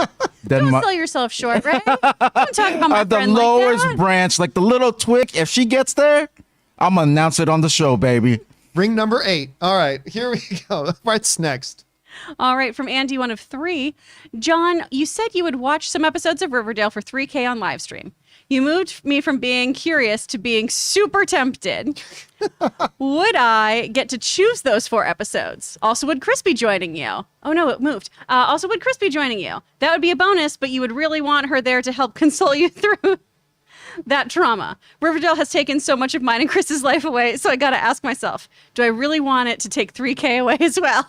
I absolutely guarantee that if you want to send in $3,000 for me to watch some Riverdale, how many episodes did we say? 3? I think it's 3 or 4. 3 or 4. I'll tell you what, I'll say 4. We'll go on the big end. We'll go 4. And you get to pick the 4 that they are. And I will live stream my reaction to those things. Yeah. And I will have Chris there with me. I was going to say, I'd come. That'd be hilarious. Chris will be there with me and we'll try to get our way through that and see how that works. All right, what's next? Okay, from Norwegian Kryptonian. With all the drama surrounding the DCU, isn't it time to reboot the entire thing properly? Listen, I've been saying it was time to reboot the DCEU years ago. They had an opportunity after Justice League to just start fresh. They chose not to, and that's okay. I mean, we've got some good stuff. Like we got Shazam has come out and stuff like that. But hey, listen, I said the time to reboot the MCU and start just with a clean slate was years ago, and they never did it. So I don't know. Now they've got too much invested. Now they got the Black Adam movie coming. We got Aquaman 2 coming. They got another Wonder Woman thing in production. We still got the Flash coming out. So it might be a little difficult for them to reboot right now. All right, what's next? From Daniel Dang. I found the baby. I'm the one who found her. Oh my God, that moment in Severance was so funny. We don't want to spoil anything. People haven't seen it, but that Anne laughed hysterically at that moment. That was hilarious. That guy sucks so much. Sucks so much. All right, what's next? All right, from Ian S. Hey, John and crew. So Sunday I had no plans, so I spent the day at my local Cinemark theater. I saw 3 movies back to back. Nice. Everything Everywhere All at Once, Sonic 2, and The Lost City. And I was going to fit in Ambulance. Where are you, Ian? There he is. Okay. As a 4th, but times didn't line up with my Platinum Cinemark Movie Club membership. I got 2 tickets free. Nice. They were all great, but the standout was Everything Everywhere All at Once. Whoa, what a movie. The movie is so good. The movie is so good, like so unexpected, so great.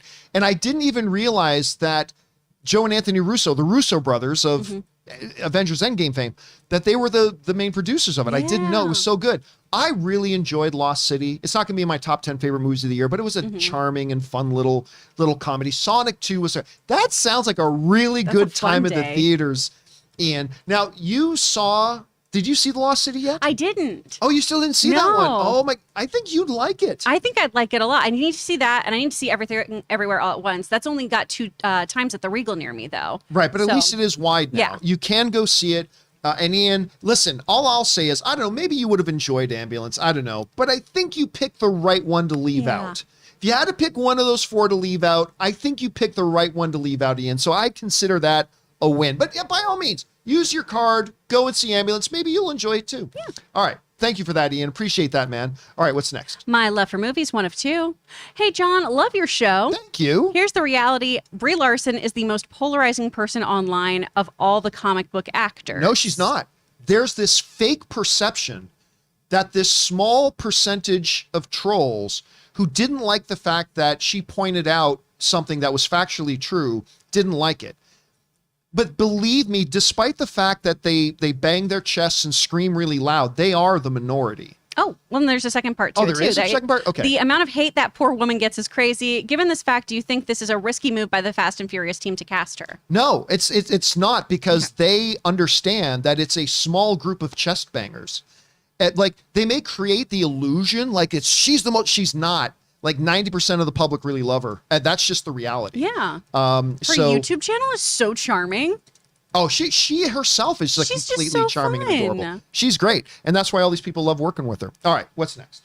Big D Studios Entertainment sending in a $20 super chat. Thank you, Big D. My apologies for missing the show on Friday, John. I worked all day and never had the chance to pop in. However, Big D's back. Well, listen, let me be clear. This isn't a job. You are not obligated to be here on a particular day, so no Just problems me and at all. Yeah. We just I mean, Ray, it is his job. Yeah. Well, It is his job to be here. this viewer could, Wait. And yet he's I got not. one let over us here. know that There he's not you going to are. watch. Yeah, Big D. I mean, let's at least give us a heads up if you're not going to be here. No, Or send a super chat and say you're not going to be here. Maybe for like, I know. Well, how much does it cost for Ray to get that hot toy he wants? No, honestly, Sarah, that's cool of you to say, man, but we're just thrilled that you're here and whichever days you can be here and be a part of the show. But thank you for sending that in, man. All right, what's next? All right, from South Texas Shark. The hell, All at Once is not playing at my AMC. Yeah, it's not playing everywhere. By the way, do remember it was playing in limited release, so don't be thrown off if you before couldn't see it listed. Check again; it may be there now, but it's not going to play everywhere all at once. But you should be able to find it somewhere near you. So I would take another look. All right, what's next? All right, from Glenn Mark, one of two. Looking forward to intro to voiceover today. Ooh. You only have chats to know me by, of course. But Chris, do you have any picture of what I might look like? Where's one of two? Da, da, da, da, da, da, da. Where are you, Glenn? Where are you in here? All right, sorry, we're gonna have to just go back. Oh, I found it. Oh, did you? snap. Okay. Just realized my self-Simpsonized chat portrait is right there. Yeah, you probably look like you're drawing, Glenn. So what is this class he's taking, Chris? So he's taking my intro to VO class. It's nice and small. We only allow 8 people in at a time so that you get individual opportunity to work. We go through kind of the ins and outs of voiceover. So talking about basic equipment you would need, casting websites, some of the jargon that's used in the voiceover industry. And then in that 4-week class, we do public service announcements, commercials, animation, and video games. So we Very run you cool. through how to do auditions. So I'm excited for you taking that class, Glenn. Yeah. All right, what's next? All right, from BJ. If Marvel Comics writers and artists add motion picture caveats in their contracts, would the increased cost bias Disney towards not featuring their creations outside the comics? Maybe it's business. But I mean, depending on what it is, it would probably be inconsequential to the overall potential box office that they could make. Like, look, they're not going to sign a contract that says, hey, yeah, if we turn one of your creations into a movie, we'll give you $5 million. Like, they're never going to agree to that, obviously, nor should they. But I think it probably, like, it would be such a finite amount that it probably wouldn't. Look, if they think they can make $1 billion on a comic book property, then they're not going to worry if they need to give you $75,000 as a result of doing it, or give you $110,000. It's really not that big of a deal. So I don't think that would become a deterrent. The key is getting it into the contract in the first place, and that's what they got to work on. All right, what's next? From Disney Freak 309, since Brie Larson got cast, it's not casted, it's cast, in Fast 10, that 100% confirms we are getting the Avengers X Fast movie, right? Oh, absolutely. There's no doubt that she's That's how she's actually timeless. playing. Did you notice that Vin Diesel never said the name of her character? She's playing Carol Danvers. She is playing Captain Marvel. That's why they went to space. That's why they went to space. Oh. Guaranteed they're going to come back with the Avengers. Absolutely. Obviously, we're being facetious. But there you go. All right, what's next?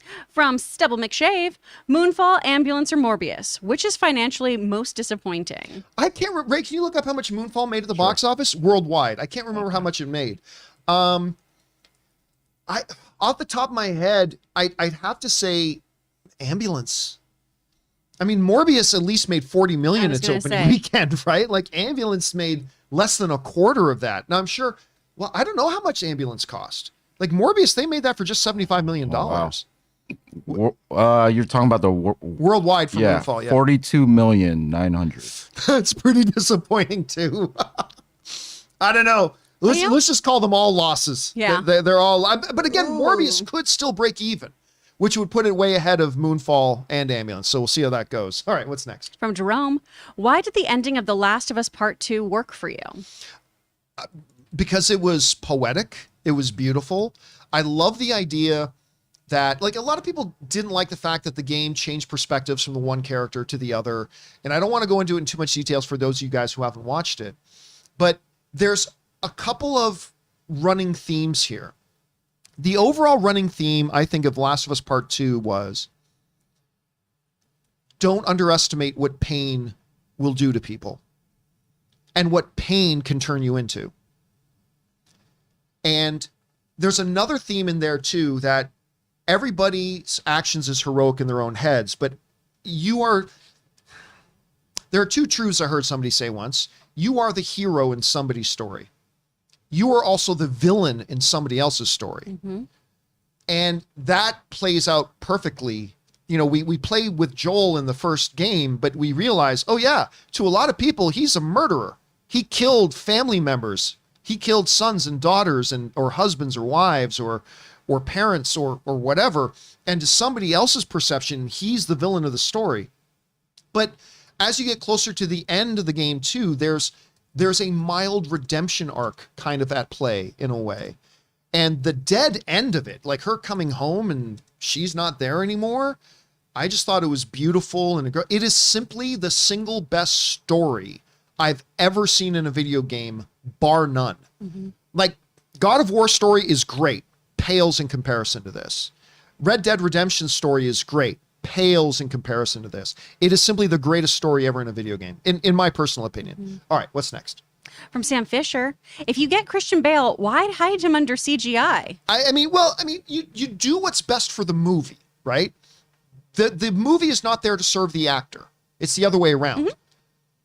But probably one of the reasons Christian Bale agreed to do it was that it wasn't going to be a CGI, that they wanted to have this looking a certain way. They wanted to get a certain performance out of it that they don't feel they could have got with CGI. And I'm going to say, I don't think they decided against CGI because it's Christian Bale. I think Christian Bale agreed to it because it wasn't going to be CGI. That's my guess. All right, what's next?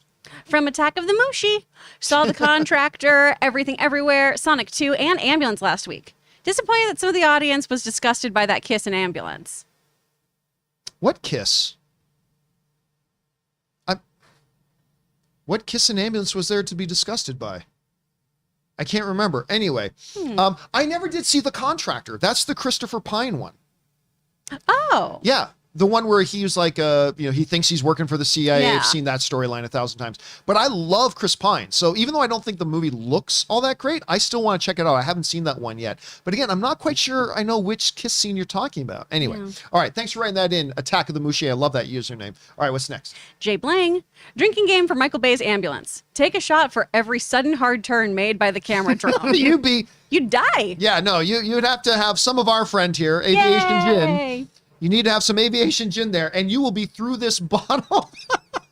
You will be through this bottle before you get to the end of the first act. This bottle will be gone before the end of the first I'm so act. happy it's here. I love it so much. I love it so much. All right, what's next?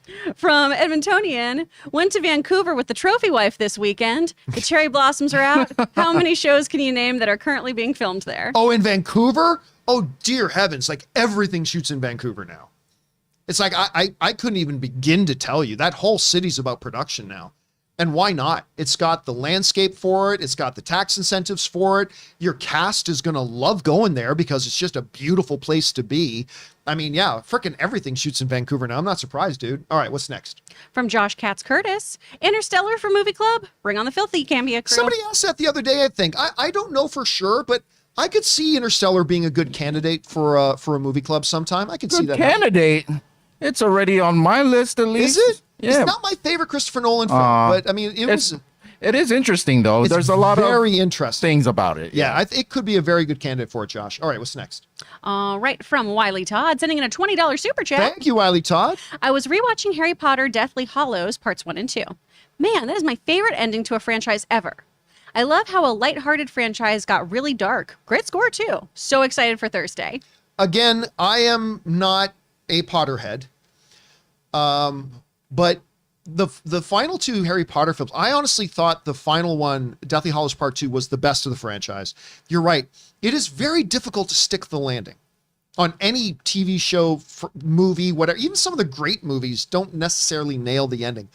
I thought the Harry Potter franchise nailed the ending. I thought it was great, not just the climax of the story, but then like the post-cred. It wasn't post-cred scene, but the what do you call that? Like in a book? Not the foreword, but the epilogue. The epilogue. I thought the little epilogue was great when they're at the train station now and they're seeing their own kids off to get on the train. I thought it was a beautiful little epilogue. I liked it very, very much, and I had a very good time with Fantastic Beasts: The Secrets of Dumbledore. I thought it was really. My wife loved it, like giddy, smiling, laughing the whole time. Passionately loved it. So I think a lot of you guys will be happy. I think it's the best of the Fantastic Beasts franchise so far. All right, what's next? From A. Marcellus.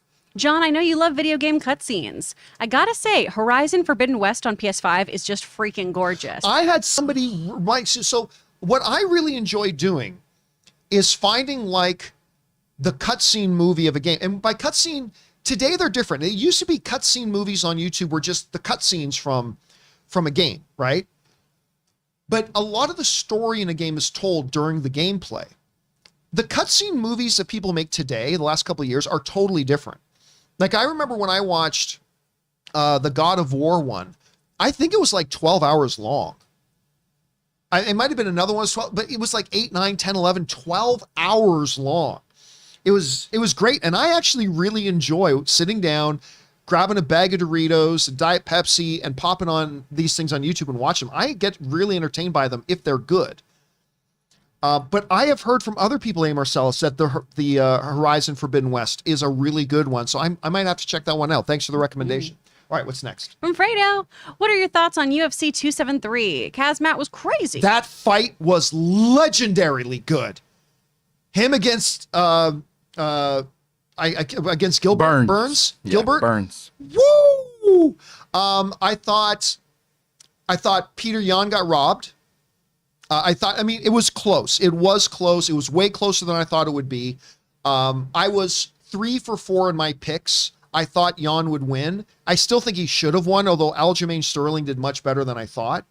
But I'll tell you what, Chimmy Chim Chim, he's for real, man, because Burns is a beast. I mean, he's the only guy I know that's knocked down Usman and came pretty close. But I mean, it was a great UFC. All right, what's next? Marie Seifring sending in an almost $20 super chat. Thank you, Marie. I think Michelle Yeoh has better than a 75% chance at an Oscar nomination for her performance in Everything Everywhere All at Once. The entire cast was great.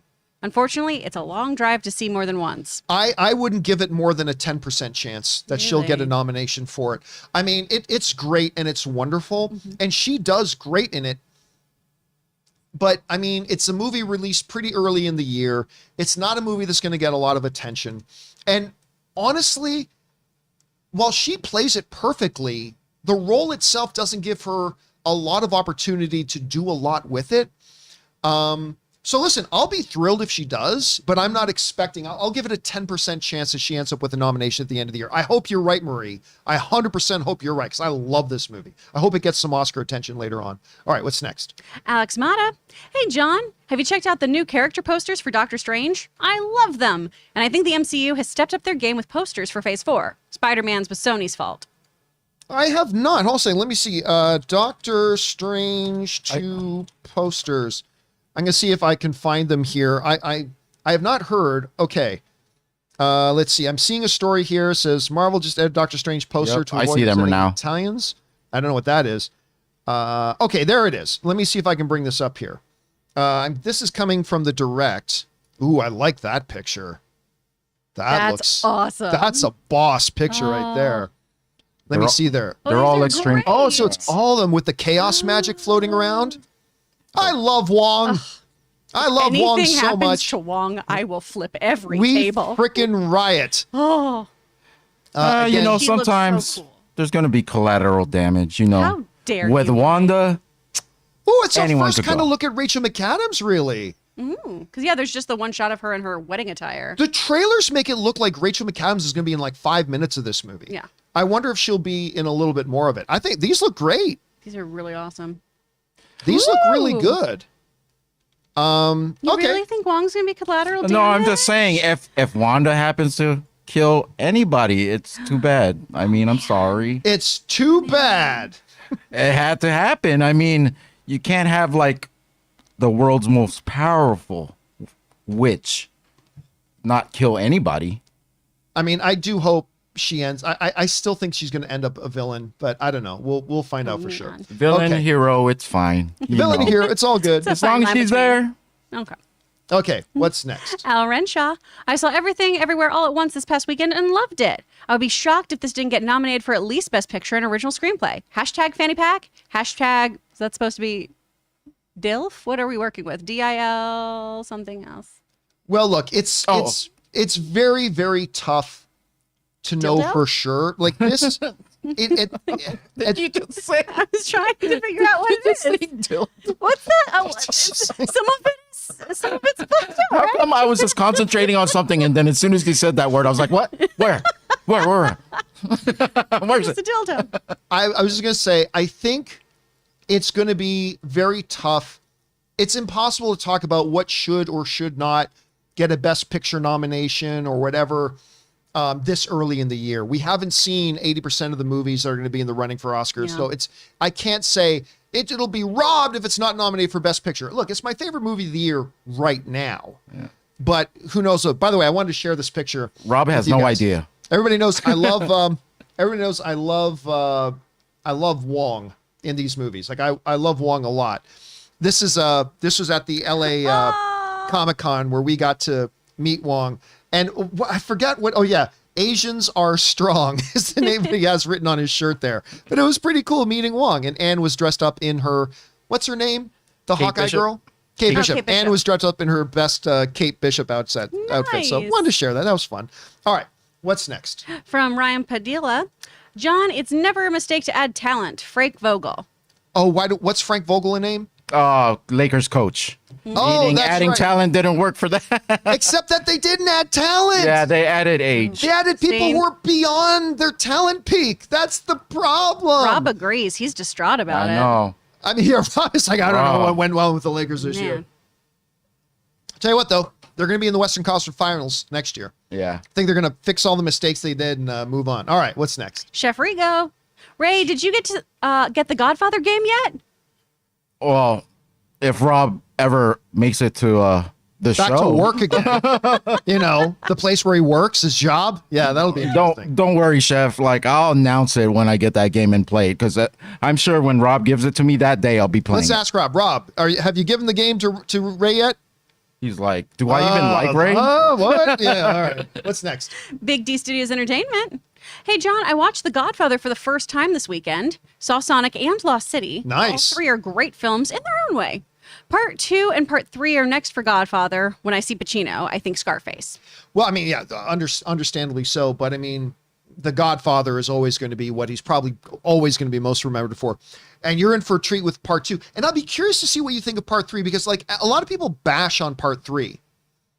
Yeah, no, it doesn't deserve that. It's easily the weakest of the Godfather films, but it was nominated for Best Picture for a reason. Like, you take out, I think, mostly the stuff with Coppola's daughter. And this is a damn good, even with Coppola's daughter in it, it's a damn good movie. I really like it. Weakest of the three for sure. I'll be curious to know what you think of it with your first viewing of the three of them. That's really interesting. All right, what's next? All right, from Ben Rayner.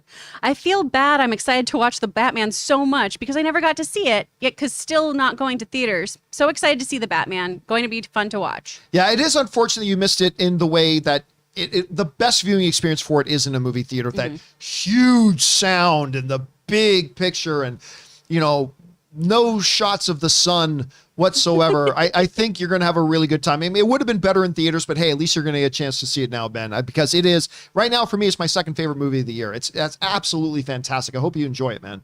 All right, what's next? Joseph Kenyon. Do you think there was anything to the rumors of trouble on the Batman set? Do you think that Pattinson and Reeves actually didn't get along That well? was all bullshit. It was 1,000% bullshit. And by the way, all these movies, these types of BS rumors start floating around. And it was thoroughly denied. And reports that we heard from other people who were on set is like, yeah, that's not true at all. No, there was nothing to those rumors whatsoever. All right, what's next? Norwegian Kryptonite, or Kryptonian. By the way, shine on, guys. Oh, thank you, man. I Aw. appreciate that, Norwegian Kryptonian. Thank you so much. All right, what's next? Jake G_244. What is your guys' favorite video game of all time? I was asked this on my channel members AMA yesterday. It's like, listen, I've had several games, like going back to the games I played when I was a kid, X-Wing, TIE Fighter, things like that. But the top two for me have to be StarCraft, both 1 and 2. I love StarCraft, but the game I clearly spent most hours of my life playing more than any other game by a mile is World of Warcraft. That is, I don't play it today, but that was easily my favorite video game. Ray, do you got a favorite video game? of all Man, time? this is tough. Like on the spot, of course, like the Halo 2, but I gotta say, like maybe Grand Theft Auto 5 I played a lot, but I don't have anything else. Maybe Parappa the Rapper. Well, listen, every time I come over to your house, though, Yeah. you were always doing the same thing. NBA. You were playing NBA. Yeah. Because How's that not your favorite game of all it's time? You were because it always pisses playing. me off, that game. The problem with a game like that is you got your character and just people are just so good. It's like something that kills time, but you want to get better in, but you don't progress and it just keep doing it. I don't know. All Whatever. right. Chris, what about you? You got a favorite game? Oh my gosh. Okay. Final Fantasy VII. I really, really loved the Spider-Man PS4 game. I think it's one of the best Spider-Man stories of all time. And then comfort games for when I just need something that makes me happy. I love Pokemon Snap and Pokemon Stadium. And I still play the Aladdin Super Nintendo game too, because I can beat that whole thing in like 20 minutes. So it's just like, I did something that I'm good at today. All right. What's next? From Glenn Mark. Oh no, Lucky BX. Hi crew. I saw New Edition in concert this weekend and they Wow. were great. If you guys Ooh. grew up as fans, I highly recommend you see them when their residency begins in Vegas. I'm not going to lie. I'm not a New Edition guy. Nor am I. But I absolutely should bring this up. So we were in Vegas this weekend, and the main reason we went to Vegas this weekend is because Anne had Backstreet Boys concert tickets. Apparently the place was completely packed. It was at the Celine Dion Theater at Caesar's Palace. So that's where they do the CinemaCon stuff, is in that theater. Apparently it was packed. This is where Anne was. Look how close she was to the stage. I mean, she was right up there at the stage, and her sister and my buddy Soul went. I was playing poker, but her sister and my buddy Soul went to the concert, and they said these guys haven't lost a step. A couple of them are in their 50s now, and she said they have not lost a step. And Soul took some video on his phone. They sounded great. Listen, I'm not a Backstreet Boys guy. I couldn't even tell you the single name of any of the people in the band. But I got to tell you, man, they sounded great. And they said the concert was awesome. So congrats to, Anne. Anne was clearly having a good time. She was texting me through the concert. She was having the time of her life. All right, what's next? Right from Calvin Patel. Everything Everywhere All at Once was truly amazing. One of my favorites in the past few years. Encourage everyone to watch this epic movie. Amen, Calvin. Frickin' men. And again, I know not a lot of people are going to go see it. It doesn't look like all that great of a movie. I get it, but it's wonderful. It is absolutely wonderful. I don't know if it'll end up in my top 3 or top 5 by the end of the year, but right now it's my number 1 film of the year. I'm glad you had a good time at it, Calvin. Thanks for encouraging people. All right, what's next? CJ Rebirth. OMG, John. Everything Everywhere All at Once is crazy. I don't know how Multiverse of Madness can top it. Hashtag Pinky Foo. Hashtag Raccoonatui. Also, oh my God, that Shell trailer was adorable. Again, I'm not going to Shell? explain the references. I'm not going to explain the references. The movie's fantastic. And I'm so glad you went to go see it, CJ. It is absolutely wonderful. It's low budget. But it's charming and it's funny and it's heartfelt and the action is crazy. And I don't know how Multiverse of Madness can possibly be as bonkers as this movie. I mean, it might be better. It might be a better movie. I just don't know how Multiverse of Madness could be more bonkers than this movie. You have to see it to know what we're talking about. All right. Thanks for writing that in, CJ. Appreciate it. I'm glad you enjoyed it. All right. What's next? TJ Thomas. With Doctor Strange coming out, what is your top 10 comic book movies? No.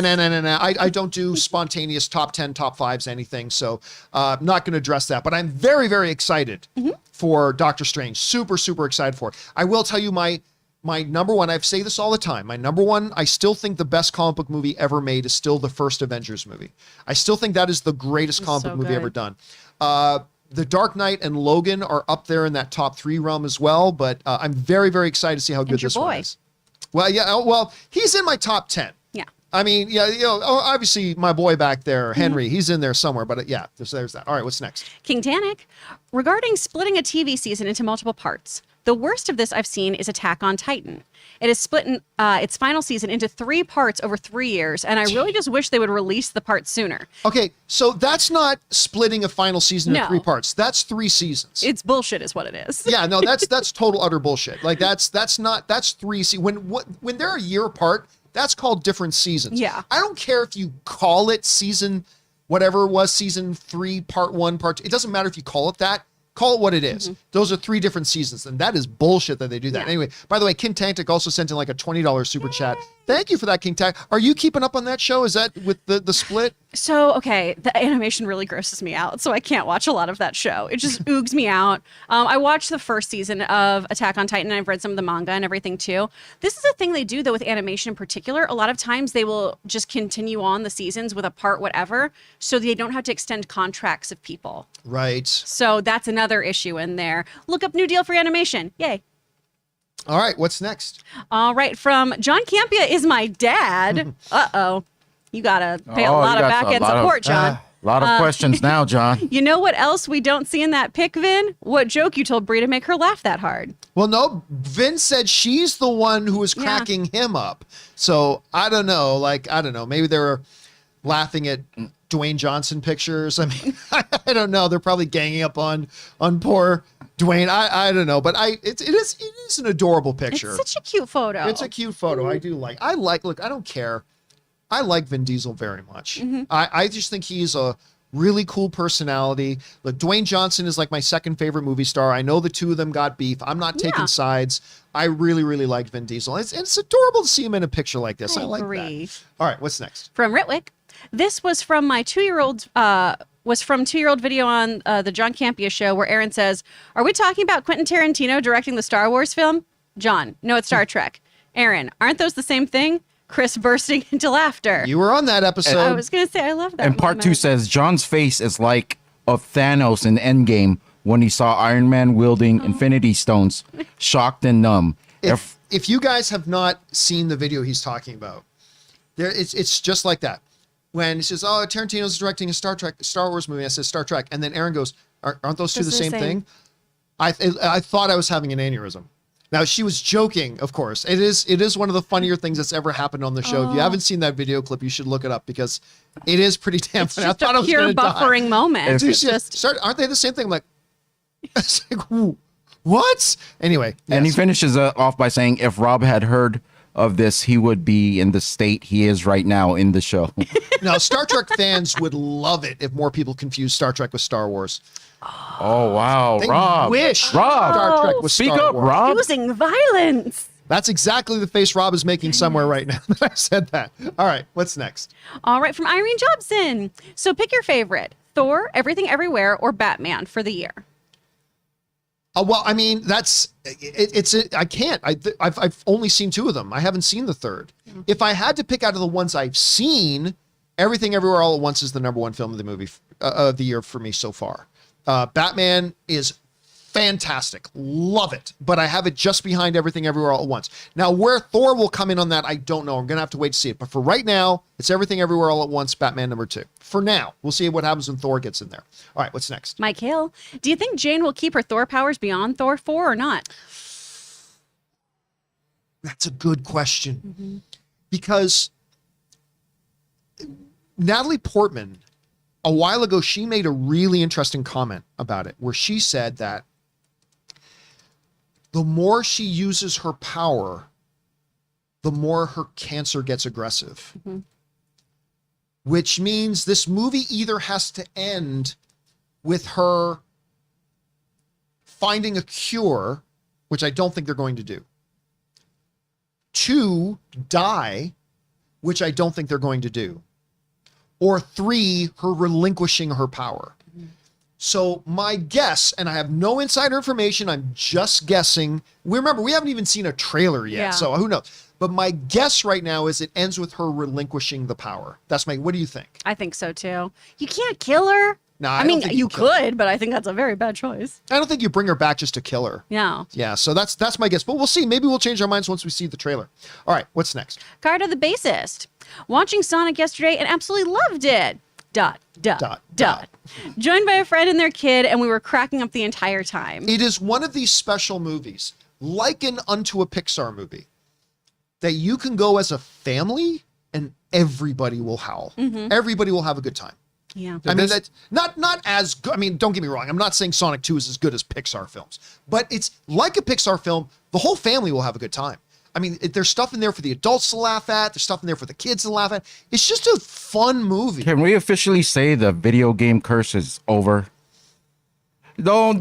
But this is a video game based on a video game movie, right? It is. And it's pretty good. I mean, I think it's pretty good. Well, personally, the video game curse has ended for me, at least. I can't speak for everyone else. That 1 or 2 breaks the streak of 40. Oh, okay. Because there has been, so there's Sonic.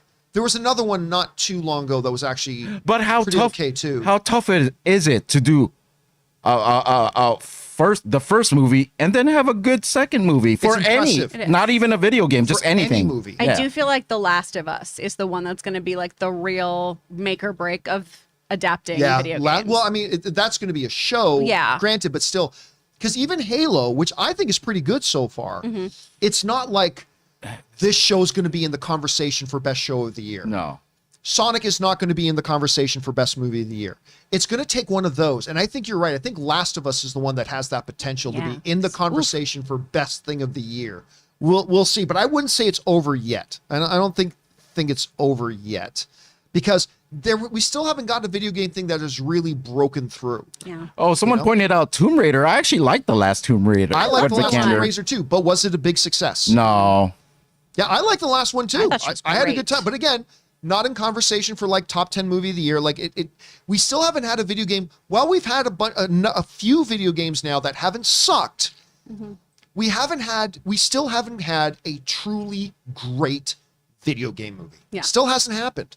So The closest we've come is Free Guy, which is just talking about video yes, games. which is Free Guy is not a video Yeah. game movie. It is a movie Oh, no. that Oh, is no. that takes place around a fictitious video game, but it is a movie not based on any existing video game. So no, and Ryan Reynolds himself said it's not a video Yeah. game movie. So there you go. All right. No, we did hit the top. Uncharted. Yes. Oh, sorry. What was I thinking? I mean, how did I forget? What was I thinking? Uncharted. Oh, no. Next at the Academy Awards. All right. What's next? From Blue Jay. Watched Sonic 2 last Tuesday. I thought it was great overall. It was fun. I liked the references to the games they included in. It may have felt a little at some parts, but I still had fun. ... Probably meant a little slow. Listen. Yeah. Other than, and it was a problem. The entire Hawaii thing was. Get out of here. That's what I wanted to bring up. Yeah, Yeah. it was wasted airtime to me. Like there's a couple involved. I won't say who it is, but there's a couple involved that have their own little storyline. And by the time it ends, you're like, what did that have to do with anything? Yeah. And it had nothing to do with anything. It really does hold the movie back, but it's still really enjoyable. Yeah. Despite that, I thought it was really enjoyable. Focus more on Donut Lord in a different way of having that kind of responsibility for Sonic, you know? What were you going to Yeah, say? that's what I was going to say. You guys just answered my argument. I was going to say the Hawaiian thing didn't bother me only because there was like some parts of it where it kind of showed his relationship with Sonic, how much it's changed from the first movie. Like, Don't go into too many details. yeah. You know, like the closeness of like Yeah. type of relationship. I would have just taken out the sheriff parts. That's Well, fair, too. the deputy? Yeah. Oh, yeah. So there's the Hawaii Yeah. thing and the deputy scenes. Yeah. And I like him, but I like these them scenes too. didn't I was work. gonna say, I like all of scenes- those Those actors, scenes didn't but- work. It was 10 minutes too long, just in general. If they had to cut just small parts of every scene cut that 10 out, that would have been fine with me too. All right. What's next? From Matt Fitch, sending in an almost $20 super chat. Oh, thank you, Matt. Hey, everyone. Who would you rather have as a boss, Michael Scott or Ron Swanson? Also, after Moon Knight, I got curious about dissociative identity disorder, so I started looking into that, and oh my God. Yeah, right. And by the way, Moon Knight, tomorrow night, tomorrow's game Game day. day! So excited for that tomorrow for the next episode. I will say Michael Scott.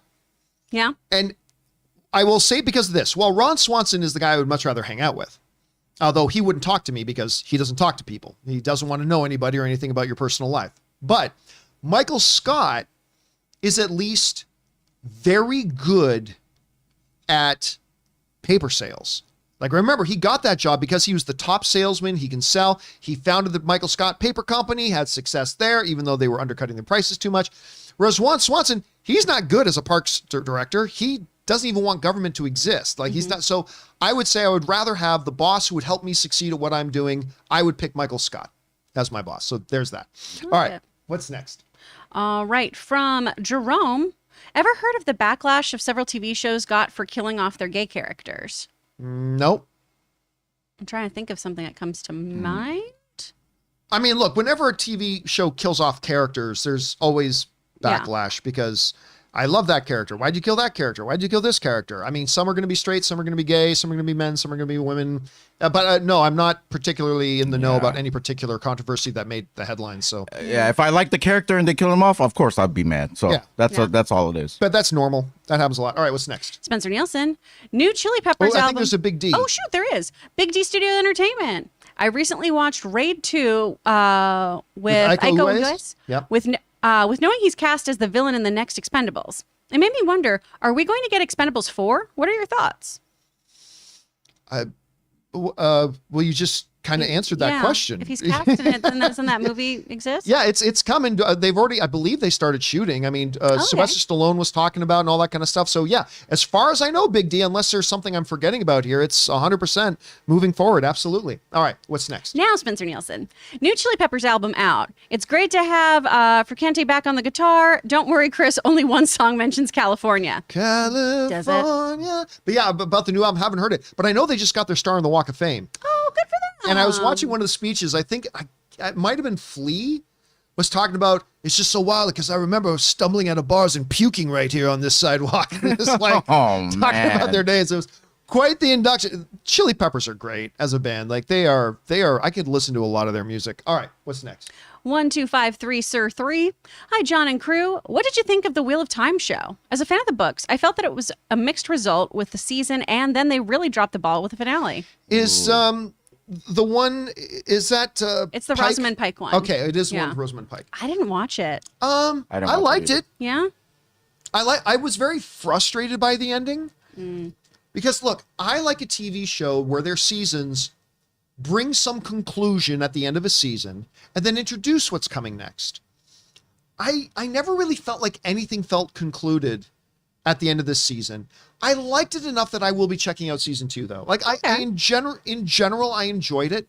I liked it. I certainly liked the time jumping thing about the future and the past and like where the civilization was versus where it is now. That was all very interesting.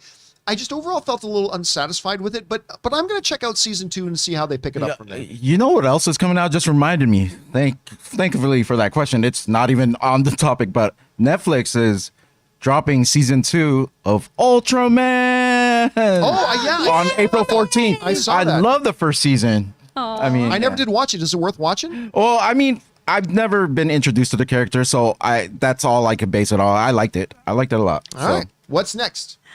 From Jordan Ellis, Rebel Moon. It'll be like the Man of Steel? Man of Steel opening scene, Star Wars meets Dune with good action and bad storytelling. I don't know. Listen, okay, look. Is storytelling Zack Snyder's strength?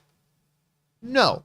But I don't think it's a huge weakness of him either, right? Like when you watch the Guardians, the Owls of Gaul, there's a good story in there. I think Man of Steel is very good storytelling. Is it fair to say that in some of his weaker outings, that story has been the weak spot? Sure. But it's not like he's legendarily bad at it. You know what I mean? He's got some hits, he's got some misses, but he's a tremendous visual storyteller. And so when he finds his stride, and you know, the two kind of find their stride where his storytelling match up with his visuals, it can be really special. So we'll see. I'm interested in Rebel Moon. Let's see how it turns out. All right, what's next? From Daniel, Better Call Saul has been nominated 39 times at the Emmys and has yet to win a single one. Thoughts? I had no idea. I didn't know it had been nominated that much. Well, first of all, I mean, that's incredibly successful that it had 39 nominations. Mm-hmm. I mean, that's amazing, but I had no idea it's never won a single one. That's a very interesting statistic. That's got to be up there for futility. I mean, first of all, most TV shows in history would kill to say their show's been nominated 39 times. That's amazing. But 39 nominations without a win. That's interesting. I did not know that. All right, what's next? Right, from Mohan CK. Do you think we will ever have mainstream blockbuster movies winning big at the Oscars? I'd like to introduce you to a movie called Lord of the Rings: Return of the King. Yes. I'd like to introduce you to Titanic. Mm-hmm. Yes. So, yeah. Avatar won a whole bunch of awards. But here's the thing. Fuck the notion that if it's popular, it should win. Fuck that. Yeah. The best movie of the year should win. And whatever the Oscar voters, the 7,000 voting members of the Academy who are involved in the filmmaking business, if they deem a movie to be best of the year and it's a big blockbuster, do it. So yeah, look, big blockbusters have won. They certainly continue to be nominated, and they will win again in the future. But this bullshit idea, and I'm not saying this is what you're saying, Mohan, not at all, but there's this bullshit idea out there. Well, if it's popular and people spend money, we go to see it, that means it's the best. No, it doesn't. No. Fuck that. That's stupid.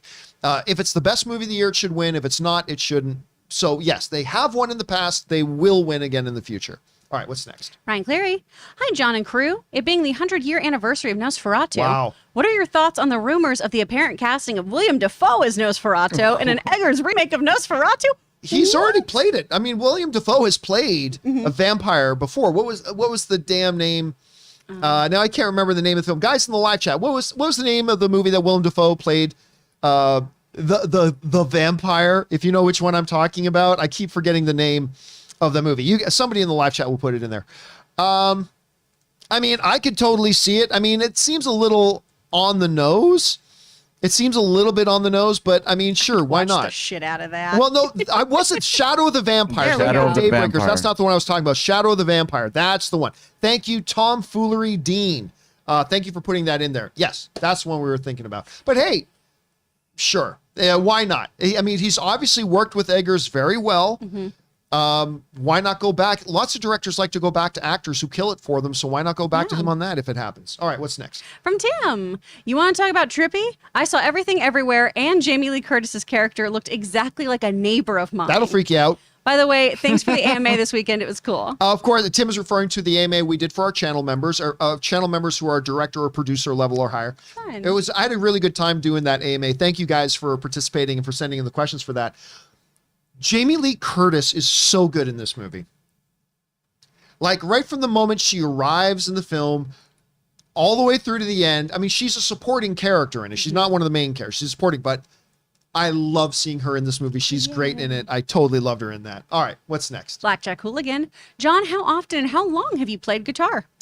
I play guitar. I've played guitar, gosh, since I was 14. Oh, wow. Yeah, I've played guitar almost my whole life. So I play guitar ever since I was 14. And I probably still pick it up and play about twice a week. Yeah. I'm actually thinking about I also play piano, but I don't own one. I'm actually thinking about buying a keyboard and start recording some music again. You should. Just for fun. Like, I never played for anybody, but just for me. We got I a really Baldwin enjoy in it. our apartment that takes up so much of our living room, but it's so nice because Oh. Logan can just go jam. Who plays? Logan. Logan plays piano? Yeah. Oh, that's cool to know. All right, what's next? From Drew L. Ray, sending in an almost $20 super chat. Thank you, Drew. Hey guys, John, you've been advertising the shit out of Everything Everywhere all at once, Yep. so I saw it Friday. And then I saw it again on Sunday. LOL. Only critique for me is that it's a tad too long, but definitely a beautiful film. Same critique I had.